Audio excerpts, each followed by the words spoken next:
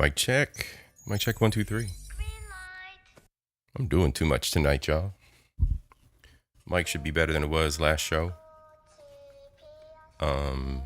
Computer didn't update as usual. Let me double check this volume. 1 second.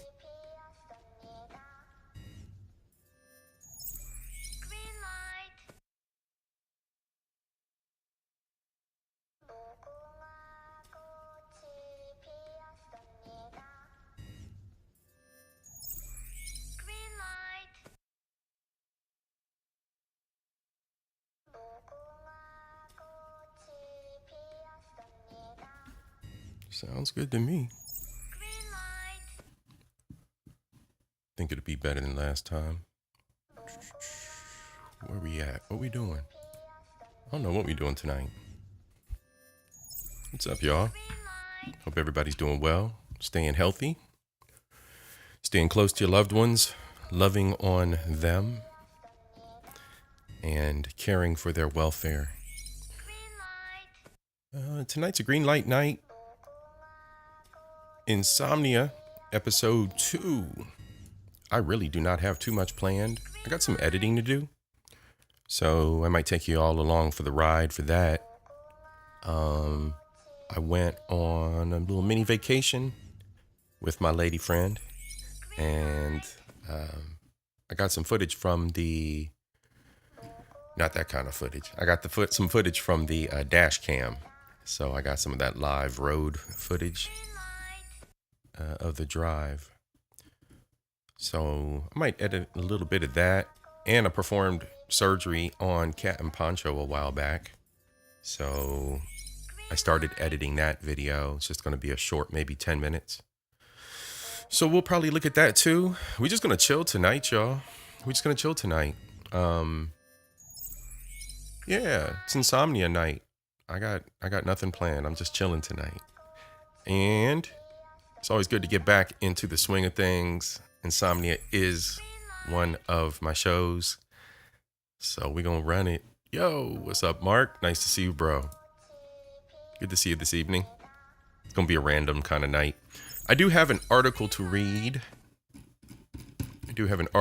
From The Atlantic. This article was published just this week regarding the loneliness epidemic, or as it is phrased in this article, the century antisocial. The century antisocial. So we'll read through that. Parts of it. It's a rather long article. I don't know if you're familiar or not with the Atlantic, but there's usually some pretty significantly wordy and long pieces in that magazine. Publication. Proper term. Let's see what else we got. And then, like I said, probably going to edit some video tonight and just chill out with y'all. Open up the panel. Anybody wants to come up, come on up. Whatever y'all want to talk about, we can mess about, have some fun. Otherwise, I believe sound check. Test is good. Audio video check. I think we're good. Like I said, we fixed the filter from last time. After a reboot, and I went through and looked, and I said, the mic didn't sound quite right last show. Got it all cleared up. Says, C.I.P, you ain't gonna be messy tonight. Are you? The other night was hilarious. Yeah, the other night was hilarious. No, we're not gonna be messy tonight. We're gonna just, I don't know, we're gonna kind of chill tonight. I'm tired. I just got off work, low key. I'm on call this weekend, and they called me for something they really didn't have to.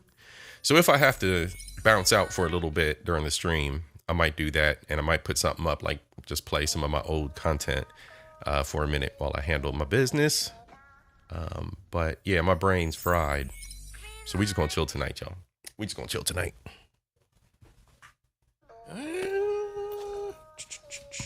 Let me see here. All right, cool. And yeah, I'm gonna read through this article, and we're gonna do stuff. And let's see. I might have some messy stuff. I might have 1 or 2 little messy things to play. We'll see what's going on. Rican Muslim, what's up, my brother? How are you? We're just getting started. I'm going to be reading an article this evening and probably just doing some live editing, inviting folks up to chat if they want to chat. I'm just going to be hanging out tonight.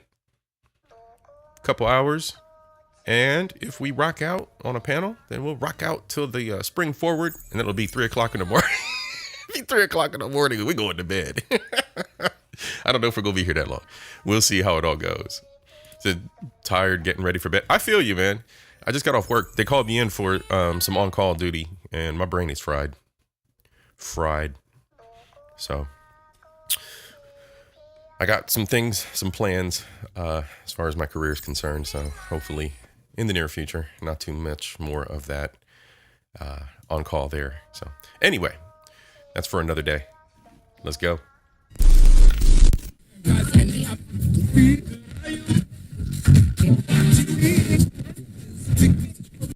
I'm OG, y'all new to the game.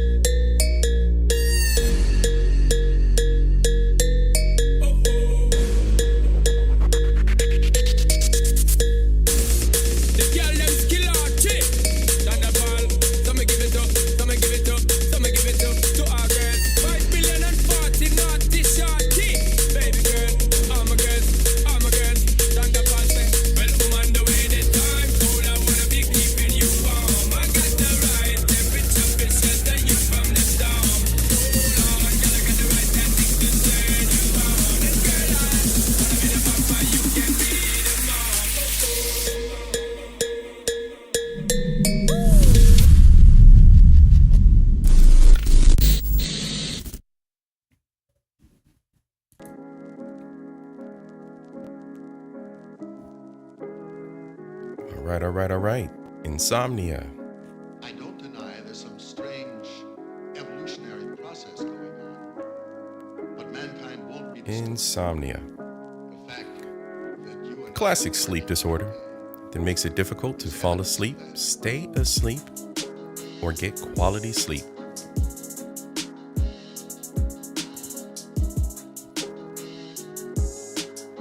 There we go. We live. Sekafet. What's up, everybody? Good evening, good evening, good evening. How are all my beautiful people doing out there in the world? I hope well. As I've already said, I hope you are loving one another and taking care of one another and your health. It's very important. Life is short. I want to welcome everybody to the show this evening. Let's get the sound effects going. Let's get this going. There we go. There we go. So shout out to everybody who's here already. Shout out to Twin. Bronze Bird, how you doing, Twin? Thanks for joining me this evening. Rican Muslim, Cynical One, Mark Harris. Chrissy, how you doing, sis? You popped up. You got a squirrel avatar now? How you doing, sis? I hope you're doing good. You got a little rum and coke on deck. Rum is my beverage of choice. Rum and then probably tequila and whiskey are probably a close second, from tie for second. So let's see. So tonight we have, for those of you who are joining now, pulling up late to the stream, please hit the like, subscribe, ring the little bell next to the subscribe button. That'll let you know when the shows are going live. We are at just about 400 subscribers now. Going for 1,000. We can do that in 2025. And anybody that's under that 1,000 mark, y'all are the day ones. If you are a content creator, you will keep your wrench. Over here, you can advertise your channel as a content creator if you are wrenched up. Once we hit that thousand subscriber mark, though, y'all gonna have to be tossing up some cash apps. So we're gonna talk about that later. But the channel is going to grow. Believe that. All right. Believe that. Yes. Peace to everybody who is here in the chat, and welcome to the show. Let's see here. So first up, I'm gonna drop the music down just a little bit. Get some little bit of background music because it's boring just reading this off rip. Hey, and for those of you who have requested a little ASMR session, I think you might get that this evening. So what we're reading here is an article in The Atlantic, The Century Antisocial by Derek Thompson, illustrations by Max Gunther. Americans are now spending more time alone than ever. It's changing our personalities, our politics, and even our relationship to reality. I think I can agree with that. Using my own puny, barely college-educated brain cell, I would say that that 19C thing we went through a few years ago probably plays a part in this as well. I have not read this article in its entirety. I've skimmed it only. So we're learning together. Now, while we're learning together, I am going to point out that this article is 2, 4, 6, 8, 10, 11 pages long. So we will not be reading the entire thing, but enjoy as I do skip around through some of the segments. All right. Let's go. The bar is closed. Let me, Whoa. All right. I think that's pretty good. Your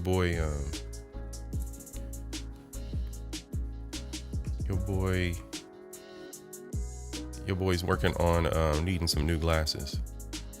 So my eyes, I gotta adjust this for my eyes.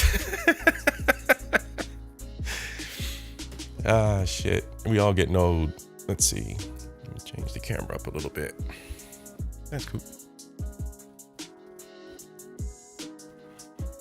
Y'all, what's up, sis? How are you? Good evening. All right, so the bar is closed. A short drive from my home in North Carolina is a small Mexican restaurant. Shout out to the Mexicans, with several tables and 4 stools at a bar facing the kitchen. On a sweltering afternoon last summer, I walked in with my wife and daughter. The place was empty, but looking closer, I realized that the business was booming. The bar was covered with to-go food, nice large brown bags. 9 large brown bags, excuse me. As we ate our meal, I watched half a dozen people enter the restaurant without sitting down to eat. Each one pushed open the door, walked up to the counter, picked up a bag from the bar, and left. In this delicate choreography between the kitchen and customer, not a word was exchanged. The space once reserved for that most garrulous social encounter, the bar hangout, had been reconfigured into a silent depot for customers to grab food to eat at home. Until the pandemic, the bar was bustling and popular with regulars. It's just a few seats, but it was a pretty happening place, Ray Mosher, the restaurant's general manager, told me. I can't tell you how sad I've been about it. She went on, I know it hinders communications between customers and staff to have to-go bags taking up the whole bar, but there's nowhere else for the food to go. She put up a sign, bar seating closed. The sign on the bar is a sign of the times for the restaurant business. In the past few decades, the sector has shifted from tables to takeaway, a process that's accelerated through the the C-19, and continued even as the health emergency abated. In 2023, 74% of all restaurant traffic came from off-premises customers, that is, from takeout and delivery, up 61% before the 19C, according to the National Restaurant Association. The flip side of this, dining out is more or less eating alone. The share of U.S. adults having dinner or drinks with friends on any given night has declined by more than 30% in the past 20 years. There's an isolationist dynamic that's taking place in the restaurant business, the Washington, D.C. restaurateur Steve Sales told me. I think people feel uncomfortable in the world today. They've decided that their home is their sanctuary, and I can relate to that. I can definitely relate to that. It's not easy to get them to leave. Even when Americans eat at restaurants, they are more likely to do so by themselves. According to data gathered by online reservations platform OpenTable, solo dining has increased by 29% in just the past 2 years. The number one reason is need for more me time, quote unquote. The evolution of restaurants is retracing the trajectory of another American industry, Hollywood. In the 1930s, video entertainment existed only in theaters, and the typical American went to the movies several times a month. Film was necessarily a collective experience, something enjoyed with friends and in the company of strangers. But technology has turned film into a home delivery service. Today, the typical American adult buys about 3 movie tickets a year, but watches almost 19 hours of television, the equivalent of roughly 8 movies on a weekly basis. So we've shifted, folks. We've shifted, ladies and gents, from 3 movies, from a typical several times a month adventure to the movies down to 3 times in a year going to the movies and watching about 19 hours of television or 8 movies on streaming services on a weekly basis. And I know we do. I know we consume that much. It's evident in the trends across social media and the trends across these streaming platforms' revenues. Let's see what's going on here. Hey, Almond Eyes, how are you, sis? Let's see. Mark's asking, I wonder how much the gender war has to do with it. You know, I think it's all part and parcel, or all part of the whole parcel. Part and parcel. Yeah, that. I think it's all part of it. I think that the C19, I think that the emergence of digital media and our cell phones and social media and online dating, the advent and proliferation more of work from home, even before the C19 thing. So there was a lot of that already starting to happen. And then, of course, you have the gender war. You do have that facet of it, right? So I think it's all pieces, parts of a bigger thing. The privatization of American leisure is one part of a much bigger story. Americans are spending less time with other people than in any other period, for which we have trustworthy data going back to 1965. So now we're getting to that answer, hopefully, maybe, right? Between that year and the end of the 20th century, in-person socializing slowly declined. From 2003 to 2023, it plunged by more than 20%, according to the American Time Use Survey, an annual survey conducted by the Bureau of Labor Statistics. Among unmarried men, and people younger than 25, the decline was more than 35%. Alone time predictably spiked during C19. There we go.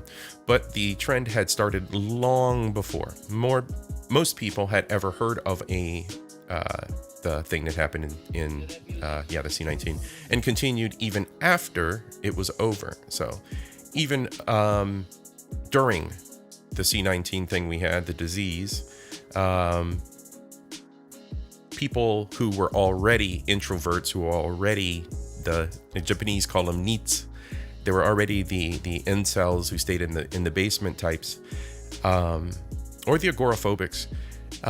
So you know they were already doing their thing even before the disease came along. Americans spent even more time alone in 2023 than they did in 2021. So it's actually declined. He categorized a person alone as I will throughout this article. Okay, so here's the definition or categorization of a person that is alone.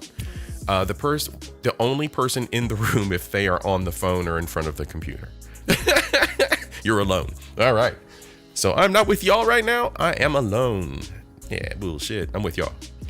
All right. Eroding companionship can be seen in numerous odd and depressing facets of American life today. Men who watch television now spend 7 hours in front of the TV for every hour they spend hanging out with somebody outside their home. Wow. The typical female pet owner, not the cat lady, the typical female pet owner spends more time actively engaged with her pet than she spends face-to-face contact with her friends of her own species. Since the early 2000s, the amount of time that Americans say they spend helping or caring for people outside their family has declined by more than a third, and I promise you that's 100% true because I do stay in these streets. All right, shout out to me for finishing that first page, y'all. What? Seems like more of a perfect storm, C.I.P. Yeah, bro. I agree. Cat lady, damn. Yeah, the cat lady trope is an old trope, so it's just fun to play on it.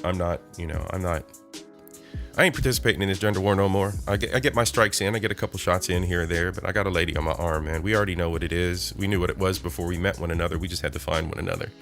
So, all right, cheers, y'all.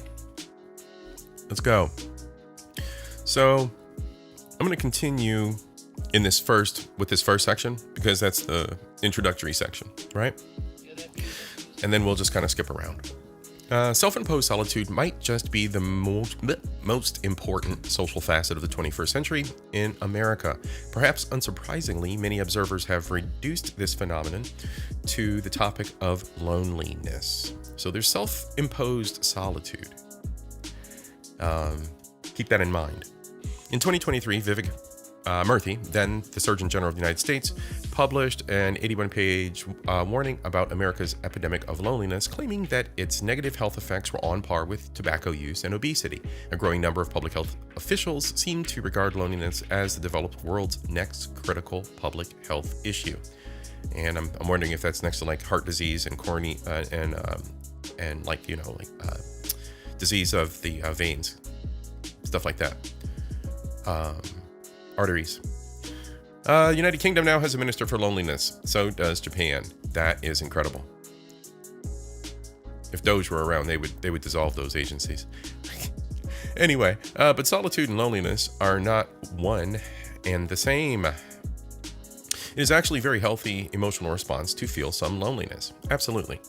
The NYU sociologist Eric Kleinberg told me, the cue is that thing that pushes you off the couch and into face-to-face interaction. Loneliness should actually push us to confide in other human beings. The real problem here, the nature of America's social crisis, is that most Americans don't seem to be reacting to the biological cue to spend more time with other people. The solitude levels are surging, while many measures of loneliness are actually flat or dropping. A 2021 study of the widely used UCLA loneliness scale concluded that the frequently used term loneliness epidemic seemed exaggerated. Although young people are lonelier than they once were, there is little evidence that loneliness is rising more broadly today. A 2023 Gallup survey found that the share of Americans who said they experienced loneliness a lot of the day yesterday declined by roughly 1/3 from 2021 to 2023, even as alone time by Adelaide's calculation rose slightly. I want some me time. We hear that shit all the time. The mommies, I want mommy time. Day to day, hour to hour, we are choosing this way of life. It comforts. It's ready entertainments. It's ready entertainments, but convenience can be a curse. Our habits are creating what Atelier has called a century of solitude. That's 100 years for the folks that don't know definitions out there. A century of solitude. This is the anti-social century.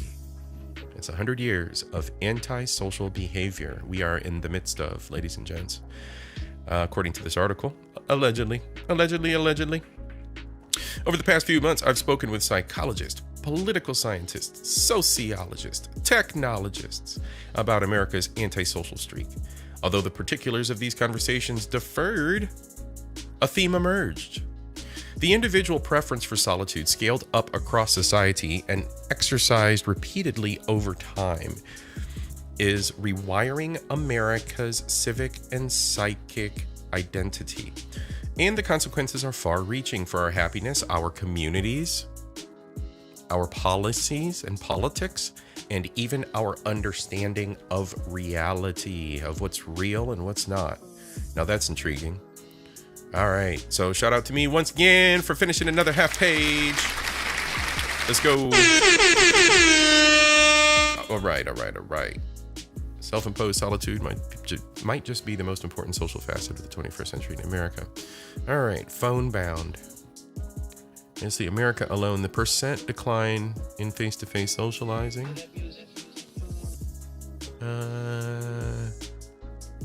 So we have the age groups here in the middle. White, black, Hispanic, bottom income quarter, the top income quarter. Married, unmarried, unmarried men. No high school diploma. Men older than 15, women older than 15. I enjoy my hobby, C.I.P. I'm glad you do, bruh. I do too. I really do. I'm gonna show y'all a little bit that I did. I love tinkering, right? Engineering, messing with computers, building computers, upgrading things, modifying stuff. Always will. I will always tear apart my electronics. So I got some video I'll show y'all here. But yeah, man, shout out, Mark. Shout out in the chat if you don't mind. What kind of hobbies, what kind of shit you like to do on the side, bro? Hobbies are everything, man. They keep your mind going. That me time is my hobby time. That's when I do the me time. Or when I'm walking or exercising, getting my cardio in. That's that mind focus time. That's that tool I use. Let's see here. So let's see, phone bound. We got phone bound, homebound, secular monks. This is your politics on solitude. Ooh. Introversion delusion. The AI century. The next 15 minutes, and that's where our article ends. So you guys already know I'm going to read the AI part. So let's start. Y'all ain't got nowhere to go. We're going to read through some of this. And if it kind of seems pedantic, or if it gets obvious and we're hitting on points that make sense, we'll skip through it and then we'll move on to the next section. Who'd I see pop up? 12. What's up, sis? She said 81 pages. Now 104 pages in the entire publication. We only going to read through these 11. It was 10 or 11 pages. All right.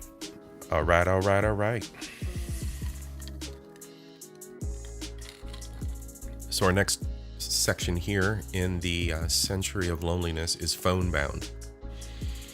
If two of the 20th century's iconic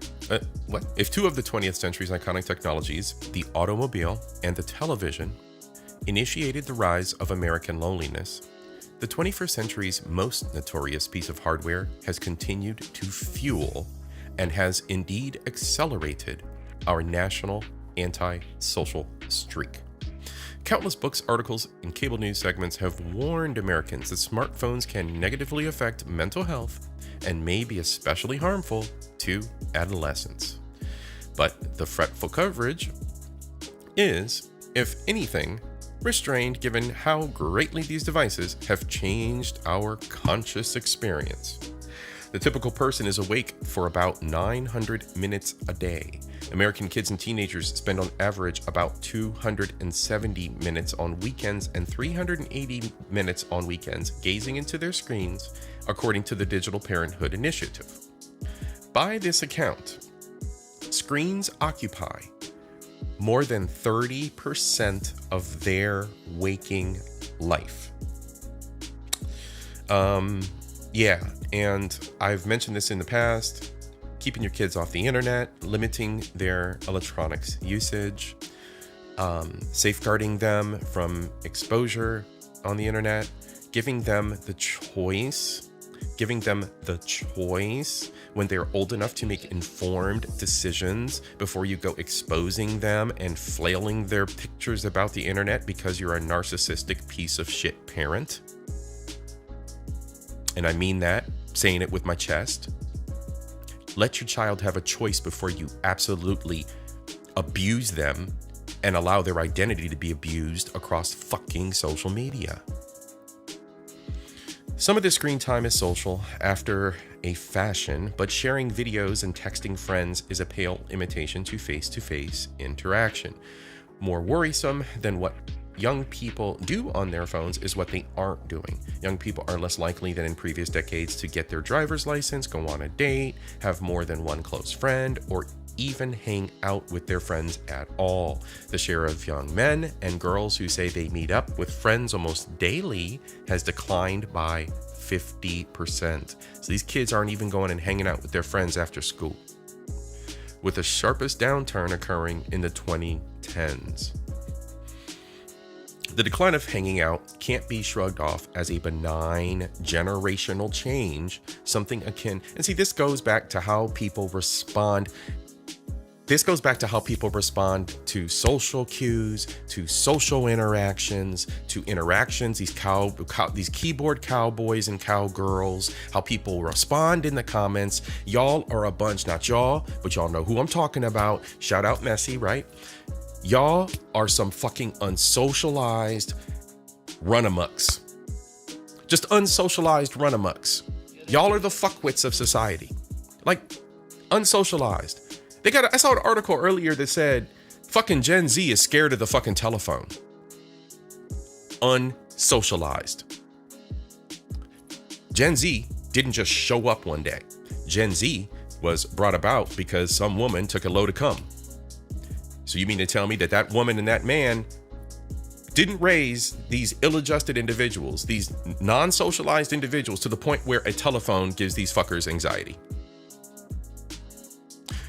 Good luck. Whew.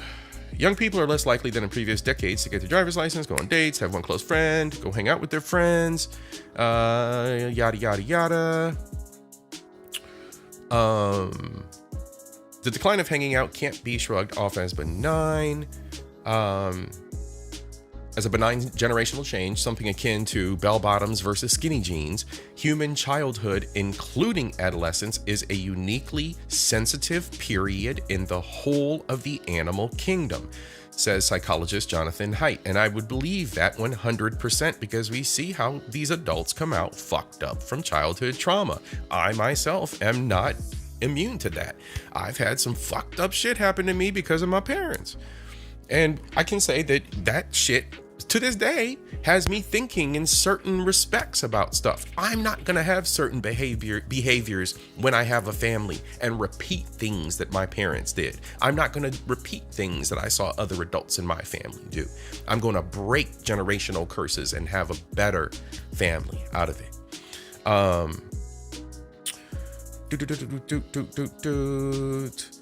Sensitive in the whole period in the whole animal kingdom. Although the human brain grows 90% of its full age by 5, the neural circuitry takes a long time to mature. Our lengthy childhood might be evolution's way of scheduling an extended apprenticeship in social learning through play. Ludens, play. Humans play. We learn through play. We learn through socialization. We learn through the interactions, pushing our limits with our parents. When we're babies, you get the baby that pops off at the mouth. You got to give him a little flick, bring him back to center, reset that little nigga's software. That's what we're here to do. We're here to engage with one another. Parents are here to teach the babies. That's what they're supposed to be doing. They're supposed to be socializing these children. And then they're supposed to be socializing with other children who are socialized. That's how you build strong villages. Shout out to FDNHT. All right, let's go. The best kind of play is physical, outdoor, with other kids, and unsupervised, allowing children to press the limits, push it to the limit of their abilities while figuring out how to manage conflict and tolerate pain. Let them fuck up. Let them fall, get busted, get broke.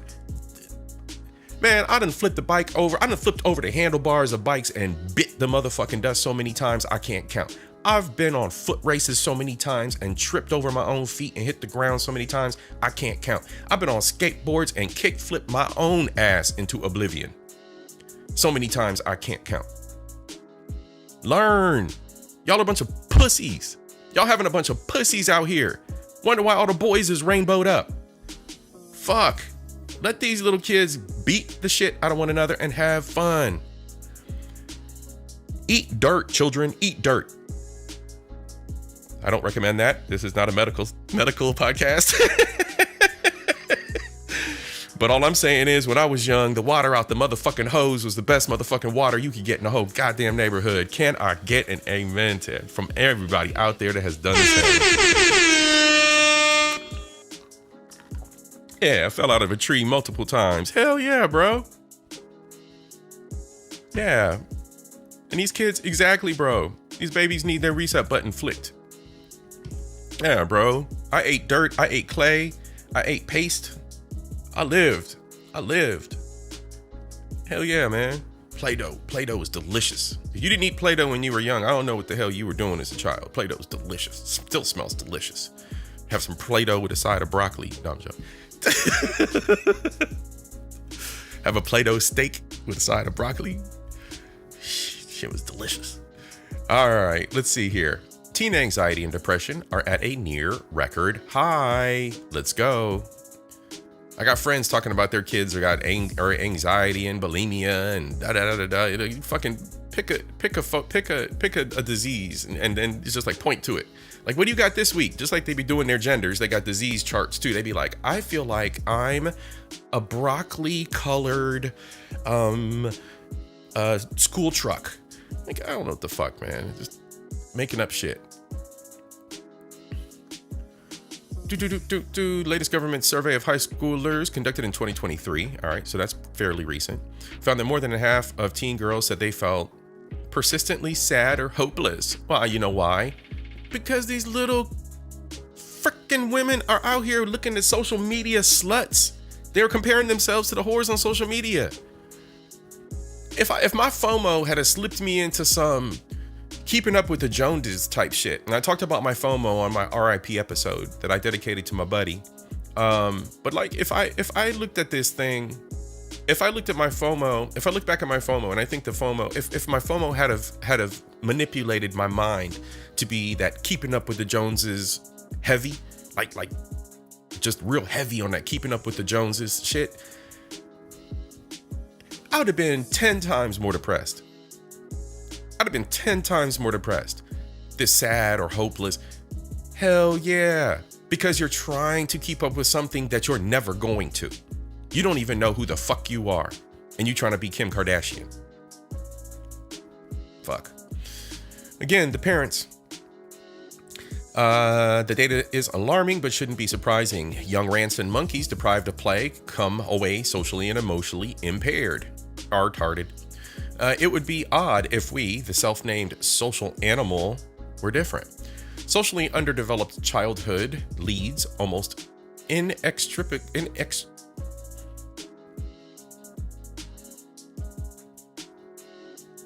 Why can I not say this word? Socially underdeveloped childhood leads almost exactly to socially stunted adults. Well, no shit. You got an retarded kid, you're going to have an retarded adult. You're not going to outgrow that. If you have a shitty childhood, you're going to have a shitty adulthood. If you have a stunted childhood, you're going to have a stunted adulthood. We all know these 80%ers. Again, we talk about the 80-20 rule over here. We know these 80%ers, they are around us everywhere. They are drones. They are absolute drones. They're NPCs in GTA. If you leave half these people that are walking around here at Walmart long enough, they'll walk into a wall and just keep walking. They're like video game characters. They're stupid. And let's not forget, they reproduce and they're driving vehicles and handling heavy machinery and handling our finances. These people are total assholes. Total assholes. And it's their parents' faults. A popular trend on TikTok involves 20-somethings celebrating in creative ways when a friend cancels plans, often because they're just too tired or anxious to leave the house. These clips can be goofy or even quite funny. Surely sympathy is due. We all know the feeling of relief when we claw back free time in an overscheduled week, but the sheer number of videos is a bit unsettling. If anybody should feel lonely and desperate for physical world contact, you'd think it'd be the 20-somethings. I remember my 20s, everybody's like, yeah, mic check 1, 2, hit the club, hit the club, hit the club, hit the bar, hit the club, hit the bar, hit the club, where the girls, where the girls, where the girls. Drink a bottle, buy a bottle, drink a bottle, buy a bottle, smoke something, smoke something, smoke something. So today, 20-somethings ain't doing shit. But many nights, it seems, members of America's most isolated generation aren't even trying to leave the house at all. That's why things like Twitch and gaming has become such a prolific thing, entertainment venue for everybody. They're turning on their cameras to advise the world of the joy of not hanging out, and everybody's trying to be a content creator. But only the few, the strong, the brave get it right. Like yours truly, shout out. Woo-hoo. Gotta toot my own horn, y'all know it is. All right, anyway. If young adults feel overwhelmed by the emotional cost of physical world togetherness, and prone to keep even close friends at a physical distance, that suggests the phones aren't just rewiring adolescence, they're upending the psychology of friendship. Yeah, absolutely. We are basically in a pre-Ghost in the Shell world, y'all. You don't know if you're familiar with anime? Go watch it if you're not. It's fucking phenomenal. Ghost in the Shell. Go watch 2.0 or just watch the original. 2.0's got a little more CGI and better audio. All right, secular monks. Let's see here. We're gonna skip that. This is your politics on solitude. All of this time alone at home on the phone is not just affecting us as individuals, it's making society weaker, meaner, and more delusional. Mark J. Dunkelman, an author and a research fellow at Brown University, says that to see how chosen solitude is warping society at large, we must first acknowledge something a little counterintuitive. Today, many of our bonds are actually getting stronger. Parents are spending more time with their children than they did several decades ago, and many couples and families maintain an unbroken flow of communication. My wife and I have texted 10 times since we said goodbye today, Dunkelman told me when I reached him at noon on a weekday. When my 10-year-old daughter buys a Butterfinger at CVS, I get a phone notification about it. At the same time, messaging apps, TikTok, streams, and subreddits keep us plugged into the thoughts and opinions of the global crowd that shares our interests. When I watch Cincinnati Bengals football games, I'm on a group text with beat reporters to whom I can ask questions and they'll respond.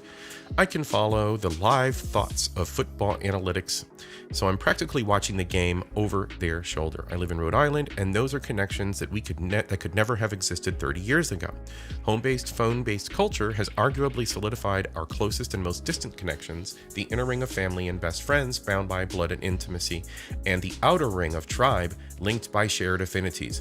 False, and I'm gonna stop this fucking article right the fuck there. Let me tell you what. I have a relative in my family who was in their late 40s, or they were in their late 50s, early 60s when they got their first real good cell phone and didn't bother to use the fucking thing whatsoever. That person is a major matriarch of my fucking family. And they never once bothered to use never bothered to use the fucking cell phone. Never cared. Never gave two shits. Actually, I have multiple relatives. Computers the same way. When computers were out, I was in high school and college back in 93. Pardon me, 94. I'm in college in 94. Everybody around me was an adult. And I was walking circles around them on the computer. Everybody around me was an adult. The adults were teaching me how to use computers, but the adults didn't know how to fucking use computers. This is some bullshit. Because we are not a monolith. Humanity is not a monolith. And there are a lot of people that don't give a fuck about technology. A lot of them. Believe that. Anyway, I'm going to skip down to the intro version. Delusion. No, there was another one. AI Century. Here we go. The antisocial century has been bad enough. More anxiety, more depression, more need for chaos in our politics. But I'm sorry to say that our collective detachment is going to get worse. Yes, it absolutely is. And I've talked about this. We started talking about this. My homeboys Rican, my homeboy Mountain Chad. We all put our minds together. We were talking about this 2.5, 3 years ago. In May of last year, 3 employees of OpenAI, the artificial intelligence company, sat on stage to introduce ChatGPT's new real-time conversational speech feature. A research scientist named Mark Chen held up a phone and, smiling, started speaking into it. "Hey, ChatGPT, I'm Mark. How are you?" "Hey, Mark," said the cheery female. We all know how all that works these days. We're making movies with that shit." "Oh, you're doing a live demo right now," the voice replied. "So fast forward, we're not impressed by this. You guys have all seen what ChatGPT can do." So the AI's ability to speak naturally might seem like an incremental update, as subtle as a camera lens refinement on the new iPhone. But according to Nick Epley, fluent speech represents a radical advancement in the technology's ability to encroach on human relationships. And if you guys are in the news about AI, you've seen the stories of the human relationships that have gone south because of AI. There's one long form news report about a woman who spent upwards to $200,000 or something on chatbots because her significant other man friend lived long distance. So she decided she was going to invest in the unlimited package of ChatGPT or whatever. So she bought the top tier package and continued to just bankroll the thing.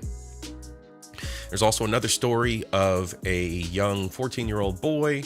What was he? He was a Latin kid. The mother went on the news media circuit after the kid deleted himself because the kid thought he was talking to the Targaryen broad from Game of Thrones or something or another, and the AI told him to delete himself. So the young boy deletes himself, and then the mom goes on a media blitz. So yeah, this shit's already happening. It's already happening, and this ain't no red pill talking. This is just the reality of it. Women are definitely going to be the first ones to embrace this much more than men will. It's already happening. For a study published in 2020 at the University of Texas at Austin, randomly assigned participants to contact an old friend via phone or email. Many people said they preferred to send a written message, but those instructed to talk on the phone reported feeling a significantly stronger bond with their friend, a stronger sense that they'd really connected than those who'd used email. I almost want to say no shit. Like we've drifted so far, we have to write fucking articles about being social beings when we are in fact social beings. Like just get out and touch grass, talk to people, meet people.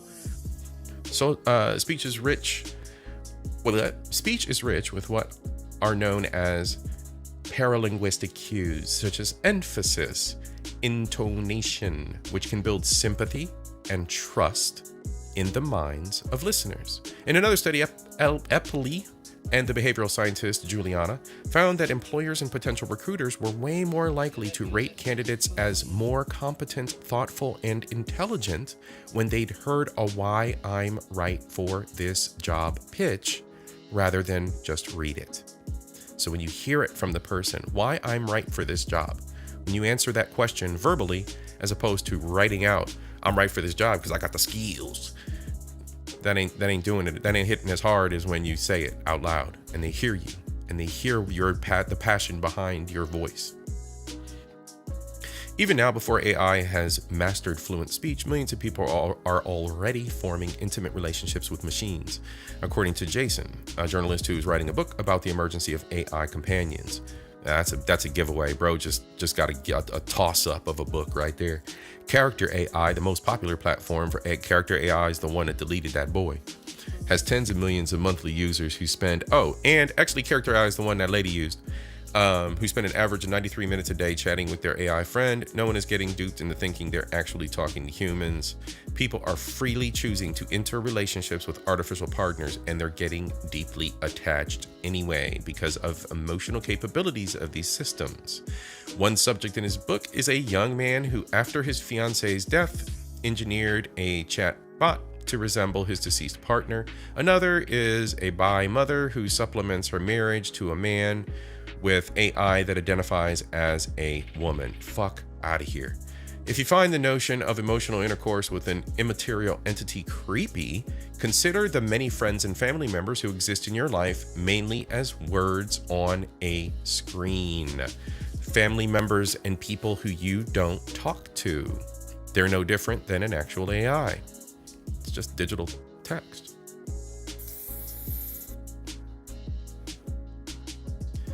Digital communication has already prepared us for AI companionship. We're already trained by transforming many of our physical world relationships into a sequence of text chimes and blue bubbles.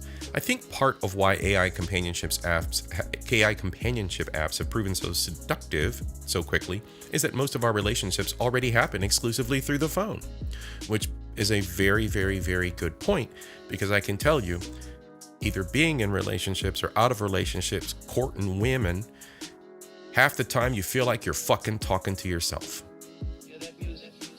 Half the time you're talking to a fucking wall, and they are so fucking insincere. It's like, I mean, like we can split hairs about empathy and who's got empathy and who doesn't have empathy and this, that, and the other, and humans are just humans and we're not all a monolith, but yeah, okay, whatever. But it's some of the most not unempathetic shit that I've ever experienced, and it's all the time. So to say that we would just flip the script and start talking to a computer, fuck yeah. For what those women were worth, fuck yeah. I can see it. Yeah. Seriously, from getting ghosted to waiting 2 days to get a response back from a woman to, like, the fuck out of here. AI is always available. So as soon as that is satisfied and the availability of someone to respond to you and show that empathy, like I said, if I have a maid, a chef, and an escort, what the fuck do I need a wife for? Now if I have AI, again, another what the fuck do I need a wife for? Food for thought, gentlemen, as this evolves. All right, let's go. Epley sees the exponential growth of AI companions as a real possibility. You set them up, they never criticize you, they never cheat on you, you never have a bad day with them, they never insult you, they're always interested in you. Exactly everything I just fucking said. Unlike the most patient spouses, they could tell us that we're always right. Unlike the world's best friend, they could instantly respond to our needs without the all too human distraction of having to lead their own life. Well, I was at work, that's why I didn't text you back, and I was blah blah blah blah blah blah blah blah blah. And then the inconsistencies of when she's not at work and she's blowing up your phone, and you have to deal with those inconsistencies of whoever that person is. You don't have that with an AI. You don't have that with an AI. And it's just texting. It's no different than the hollow ass relationships we've been having in these apps, and we leading up to meeting somebody in today's world. I got no problem with that.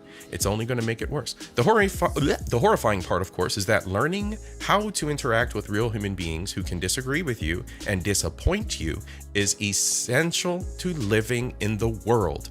That is why we have so many half-cocked, feminine acting ass, bitch ass niggas out here. You are unsocialized little children in big men bodies, doing big men shit, getting bitches pregnant, acting a fucking fool. You are a man child. That's why. Unsocialized. Over and over again, we see this. Socialization is necessary. As children, as young adults, it is necessary. You parents are fucking up. Not you parents, but you all know who I'm talking about. Let's see here. I think he's right, but Epley was born in the 70s. I was born in the 80s. People born in the 10s and 20s might not agree with us about the irreplaceability of human friends. These generations may discover that what they want from most relationships is not a set of people who might challenge them, right? You don't want challenge. You don't want that. All you want is validation, and you want a tee-hee-hee. Everybody wants to laugh. Everybody wants rainbows and bunnies. Life should be enjoyable. Life should be fun. I should be catered to. I should get everything I want. I'm privileged. It's all about me. It's narcissism. It's narcissism. I don't need friends. You can't be challenged in your life. You have to have a safe space. You have to be patted on the head. You have to be given your little participation award and your bottle and your binky and your blankie. Long before technologists build a super intelligent machine that can do the work of so many Einsteins, they may build an emotionally sophisticated one that can do the work of so many friends. That's food for thought, y'all. I'm not going to read any more of this, but that's some good food for thought. That is some really, really, really provocative shit. That is some crazy shit. What do y'all think? She said red pill. Let's see. Let me back it up. Hey, Brownie. How you doing, sis? I don't even trust technology. I think devices invade our privacy and I go off grid regularly. That makes sense. It makes sense. I've quit the Facebook habit. C.I.P. It's the blurring of the line. Yes, it is. It is the blurring of the line, and it's easily done. 12th guy, great point. Are you pro pretend relationship via AI? It's gonna happen, and I'm an IT bro. I'm a tech bro. So anything that gives me money that has to do with technology, yup. So yup, absolutely. I'm all for putting that AI in a robot body, and y'all get your little ditty on with the robot body, whatever y'all want to do. I'm gonna program it, and I'm gonna make my money off of you, just like the man been making money off of Energizer batteries every time you go to buy a new set when you got to replace them in your remote control. You bet. IT bros for the win. Y'all better get your certs.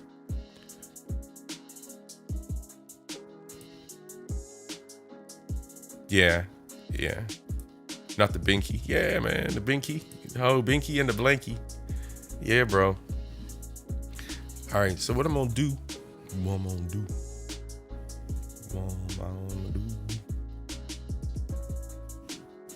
me 1 second here.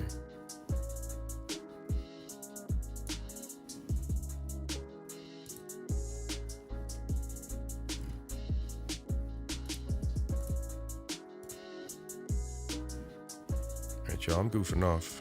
I ain't doing nothing. Doing nothing serious right now. But what I am gonna do, what I is gonna do,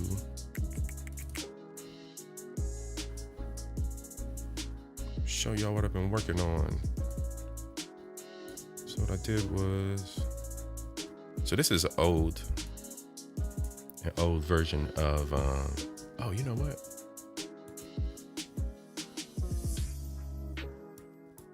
let me do this right here.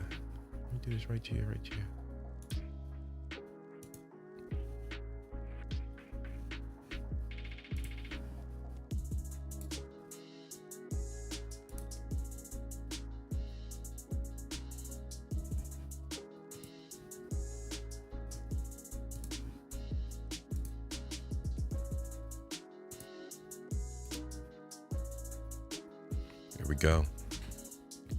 Stream link is up. If you want to come hang out, y'all, we can chop it up. I'm just gonna chill. So I got I've been working on this. Started working on this yesterday. So what I did was I got a new hard drive for Cat and Poncho. Because Cat and Poncho ran out of space real quick. Yeah, so I got a new little hard drive for him. Had to take the old one out. So what I did was I bought the new hard drive Dang. Dang. When did that happen?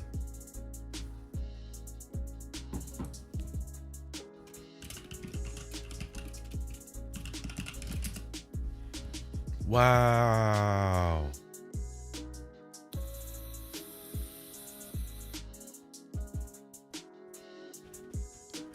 I did not know. R.I.P., bro.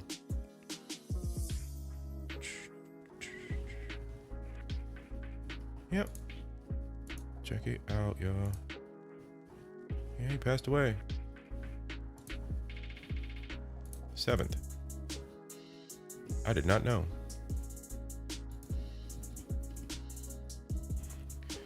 Dwayne Wiggins, who brought the smooth baritone to millions of fans as a founding member of the lead singer of R&B trio Tony, which had 3 platinum albums and a slew of hits from the 80s and 90s, including Feels Good and The Blues, died on Friday at his home in Oakland, California. He was 64. Family said in a statement on social media that the cause was bladder cancer.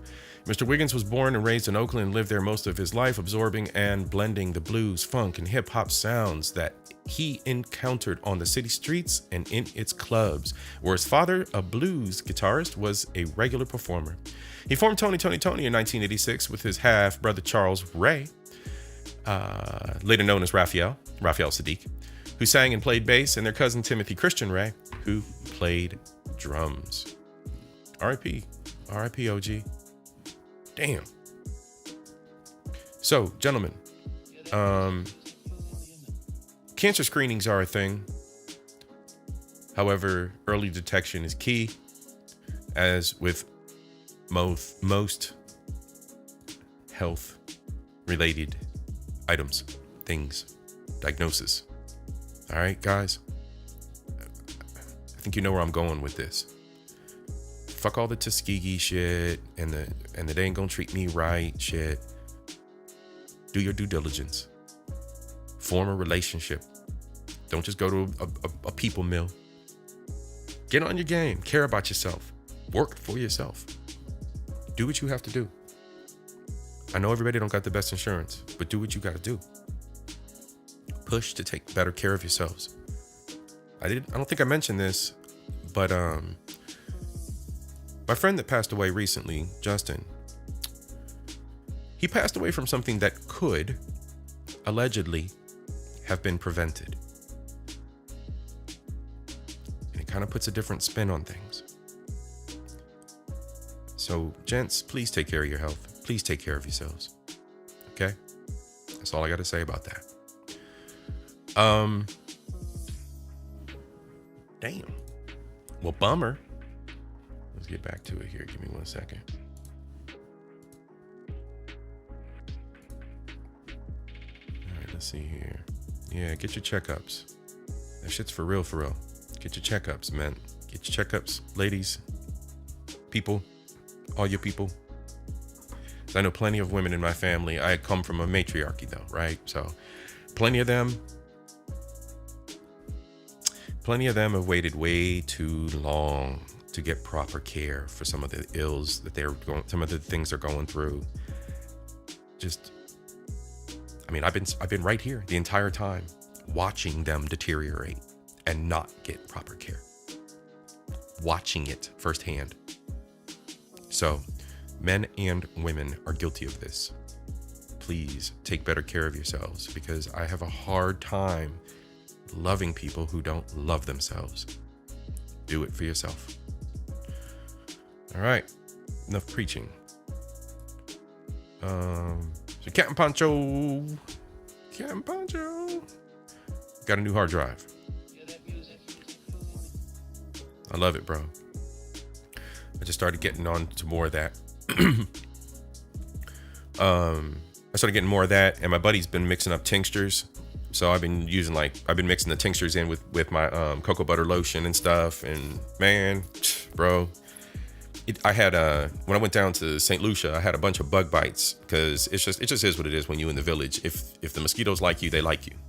So I had a bunch of bug bites up and down my legs, and I used that tincture with the cocoa butter. Man, that stuff healed up quick. My legs look good, looking all fine over here. But yeah, bro, it's all about taking care of yourself, man. It's all about taking care of yourself. Like I've talked about it before in other shows. I lost 35 pounds. I'm staying on that. I'm healthy. I go see my doctor every year. If any bone makes a creak or a crunch or something, I'm like, hey, what's wrong with this right here? Like, forget it, man. Like I got my parents, so like my mother's had 2 strokes and diabetes and, you know, and then like sister and brothers got like hypertension and like dad's had a stroke and had heart attack and had brain surgery and just people just tacking on these things like it's just like it's attributes to be sick out here. I'm trying to beat all that shit. For real. Hey, Messy, how you doing, sis? Shout out to Messy. Racist medical institutions don't give proper services to black folks. Then get you a relationship with a doctor that understands what you need. I mix my castor oil and black seed oil. Yep, castor oil, black seed oil, clove oil. There's a couple other oils. And there's a couple other oils and there's one other oil. But yeah. It's a godsend, man. And it works beautifully on my scars on my legs. I was like, shit, okay, let's go.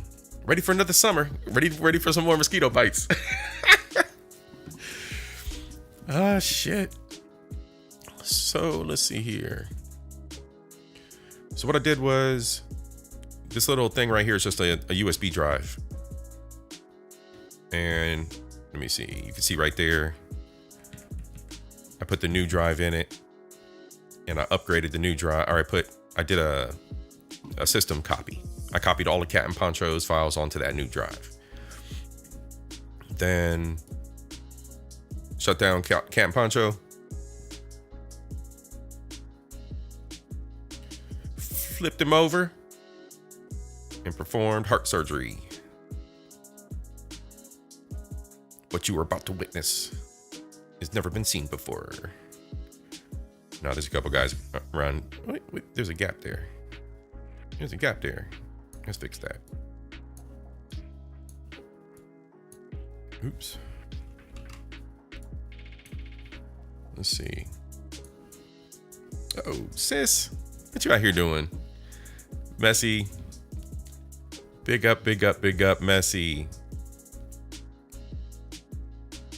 Cash App, $10 from our sis Messy. Let's go, y'all. More money, yeah. More money, more dollar bill. More money, yeah. Dollar bill. More money, yeah. More money, more dollar bill. Hey, thank you, sis. As always, thank you. Appreciate you, sis. Okay. Let's see. All right, so we nerded out. Irish sea moss. So you want to know something, Mark? You're going to love this, bro.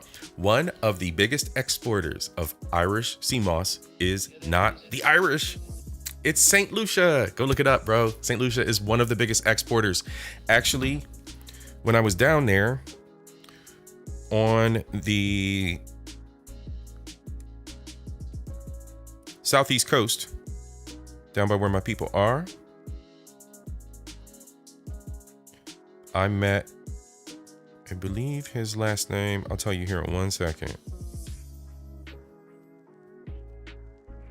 I met a gentleman by the name of Mr. Brown.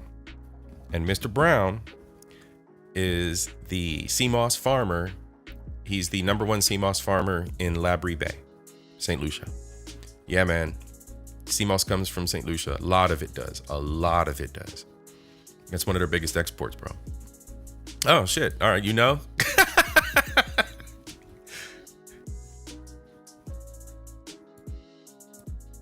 Okay, so let's see. All right, then we get Cat and Poncho opened up. I'm gonna put this together for like a little short. Probably trim it down to like 10 minutes. And then right there, I'm pointing to where the hard drive is. And it's like under that, there's like a tape.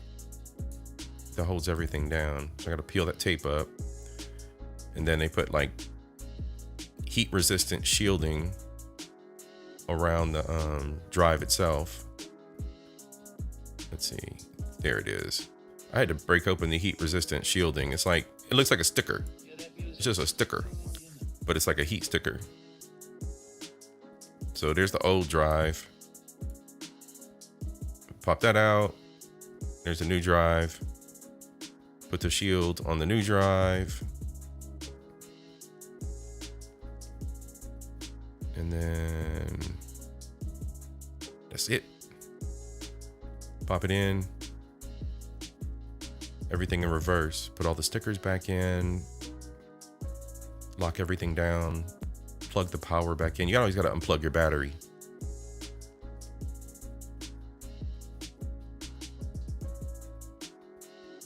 And oh, yeah, sis, I was supposed to bring some back.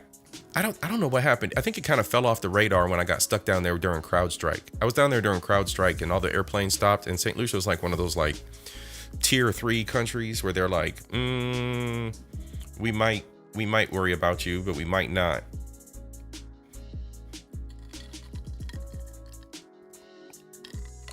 So I think like in my stress of being stuck on that island, I was just like, forgot everything I needed to do.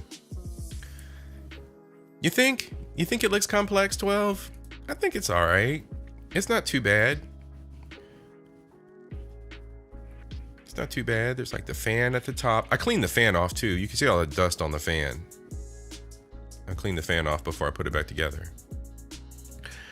How long were you stuck? I was over there for an extra week. I mean, it's a good problem to have. Like 4 days. 4 days. It was like 4 days. Luckily, my job, I was stuck 4 days, but it was like weekend days. So I had planned perfectly to be back during the weekend so that I could get back into the swing of things for work.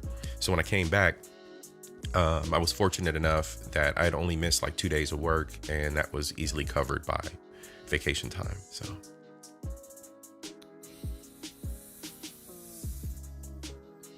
the good thing too is I was staying at my auntie's house, and she only lives like 15 minutes from the airport.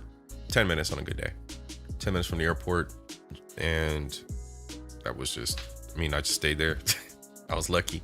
I didn't have to, because, the way it works is like most people stay in the north of the island, and then they take a shuttle down to the airport. And that's a 1 hour drive. Well, 1.5 hour drive down to the airport from the north of the island, depending on which direction they go.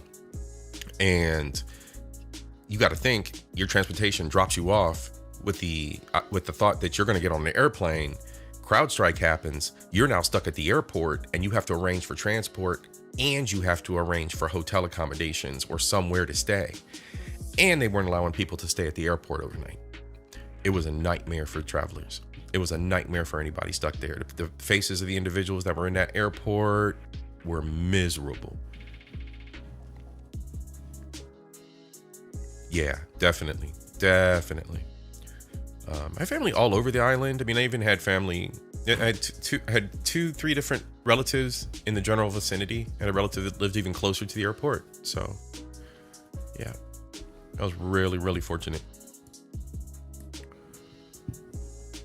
And power up after I put the new drive in, and we're back. Captain Poncho's happy. So now Captain Poncho got 2 giblets of data, 2 giblets of hard drive space, so I can put more games and shit on him, and get put the studio on there too for when I travel. I don't got to take my laptop. I can just take Captain Poncho, hook the camera up to him, and have some fun when I travel. Travel light. So I'm gonna put the final touches on this. I don't know. It's pretty much done. I'll probably do a voiceover. I'm gonna clip it, trim it down a little bit, and then put voiceover.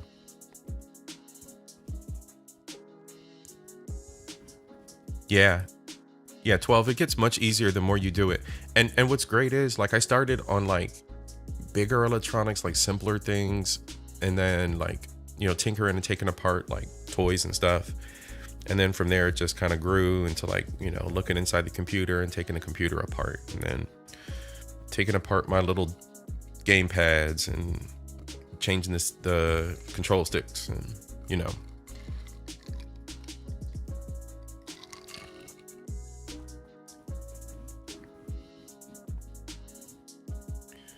All right, let's do this.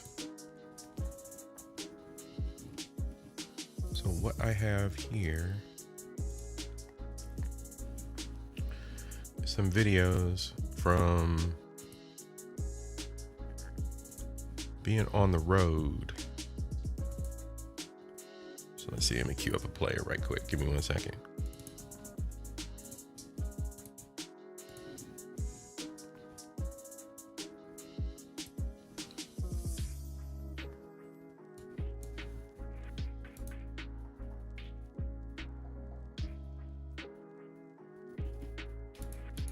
Oh, it's a dirty game. It won't let me.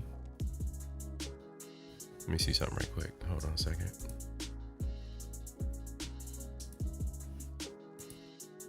There we go. Ah, okay. It's because I opened it.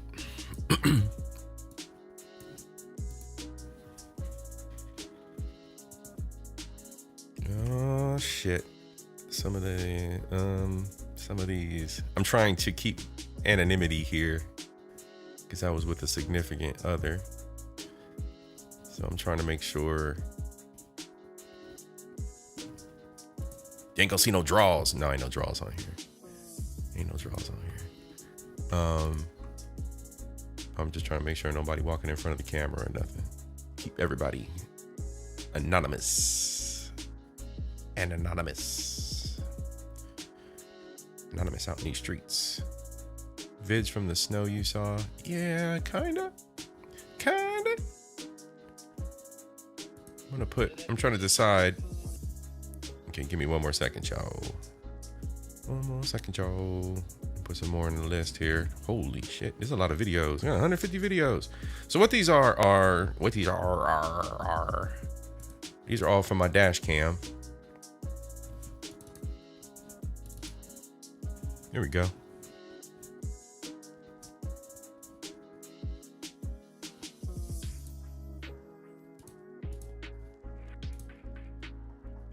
So this was, so I'm going to use some of these.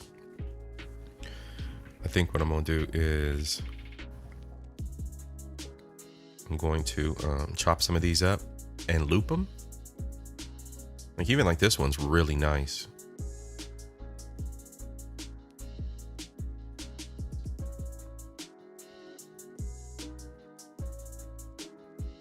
Let's see, one.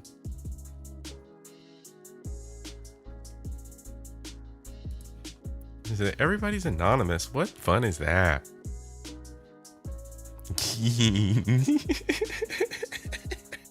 You know we got to stay anonymous out here. Me and the lady friend will come out and pop out and show y'all one day. But for now, we just protecting our peace. We anonymous. We anonymous. Let's see.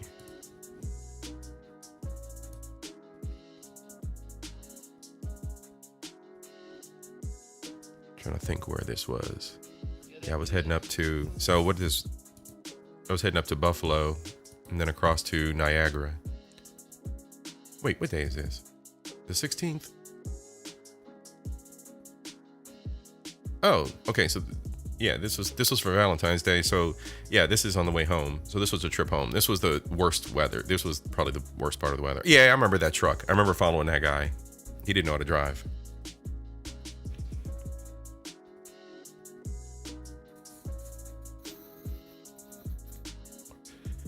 Of course, I'm rocking out the Subaru. Y'all know I like my Subaru over here. Subarus are like tanks in the winter, y'all. That little wagon truck. My little wagon truck ate that snow. How you feeling? How you living? BDBGP, how you doing, bro? I'm just now getting back in the swing of things. Mourned a friend, met a beautiful lady, been busy. This is some of the footage from a road trip I took.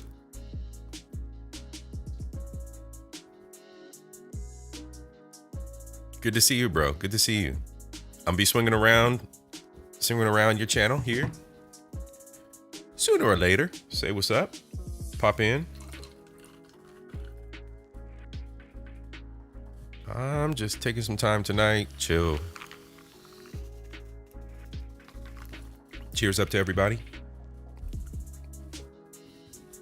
So yeah, this is the drive back home. There's no audio on it. I clipped the audio. I always turn the audio off on the on the dash cam. I don't need any incriminating evidence of what's going on in the car while I'm driving.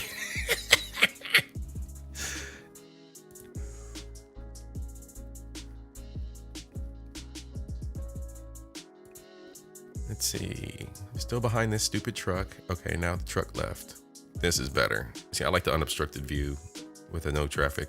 I mean, it's kind of cool at nighttime when I get the night drives. I got a couple of those on here too.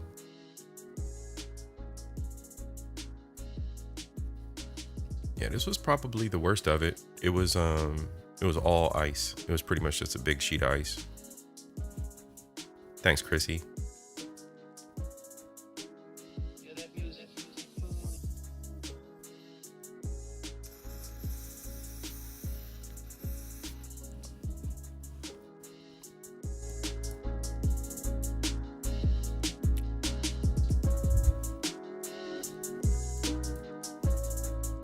Let's see. The 16th. Still rocking out.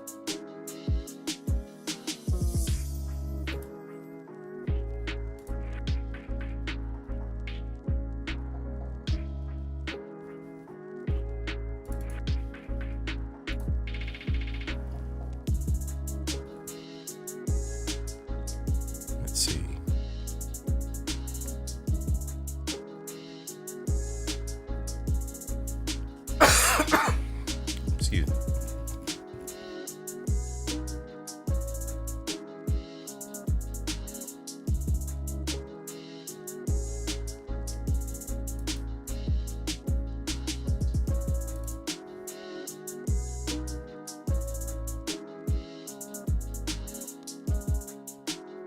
Trying to think. Okay, so I think this is the roundabout up by Buffalo. We're going into, I think this is Indian territory. This is Seneca area.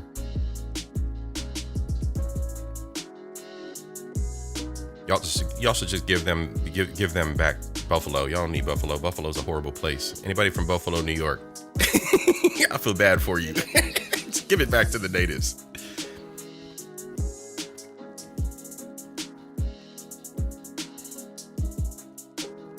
Hey, Miss Buckeye, how you doing? We just chilling tonight. I'm just showing some of my road trip. I'm gonna put some of this together, I think. Maybe use it as an overlay, or clip it up and use part of it, like maybe do like a season 3 intro opener for the channel, and just do some of this road trip stuff. Just kind of fast forward or something.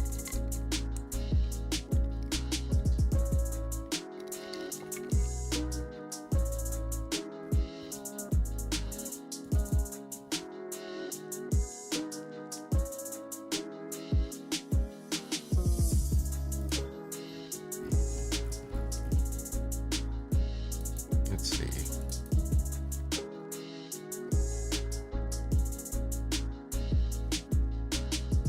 See, now this is always fun. The night driving. If you didn't already know, now you know. I love driving, y'all. I love to drive.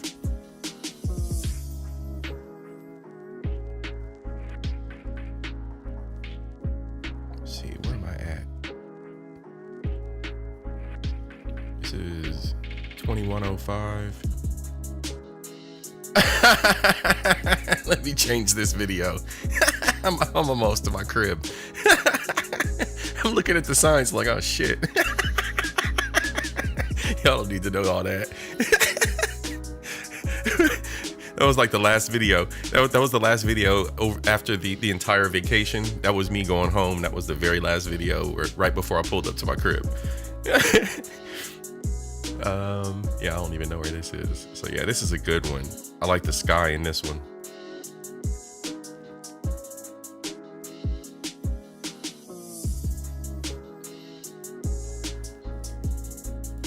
Yeah, in the fall, I bet you in the fall, these trees look lit. I bet you this looked beautiful through here. I bet you Buffalo looked beautiful in the fall, especially, excuse me, along the lake. We went up along the lake instead of 90.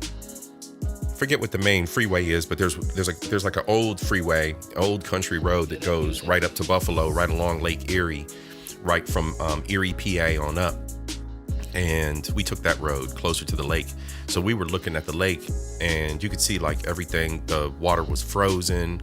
And like, you know, we stopped like by this little lighthouse and we got to look over the lake and everything. It was pretty sweet. Pretty sweet. Memories. What you love about driving? I love the freedom. It's the freedom.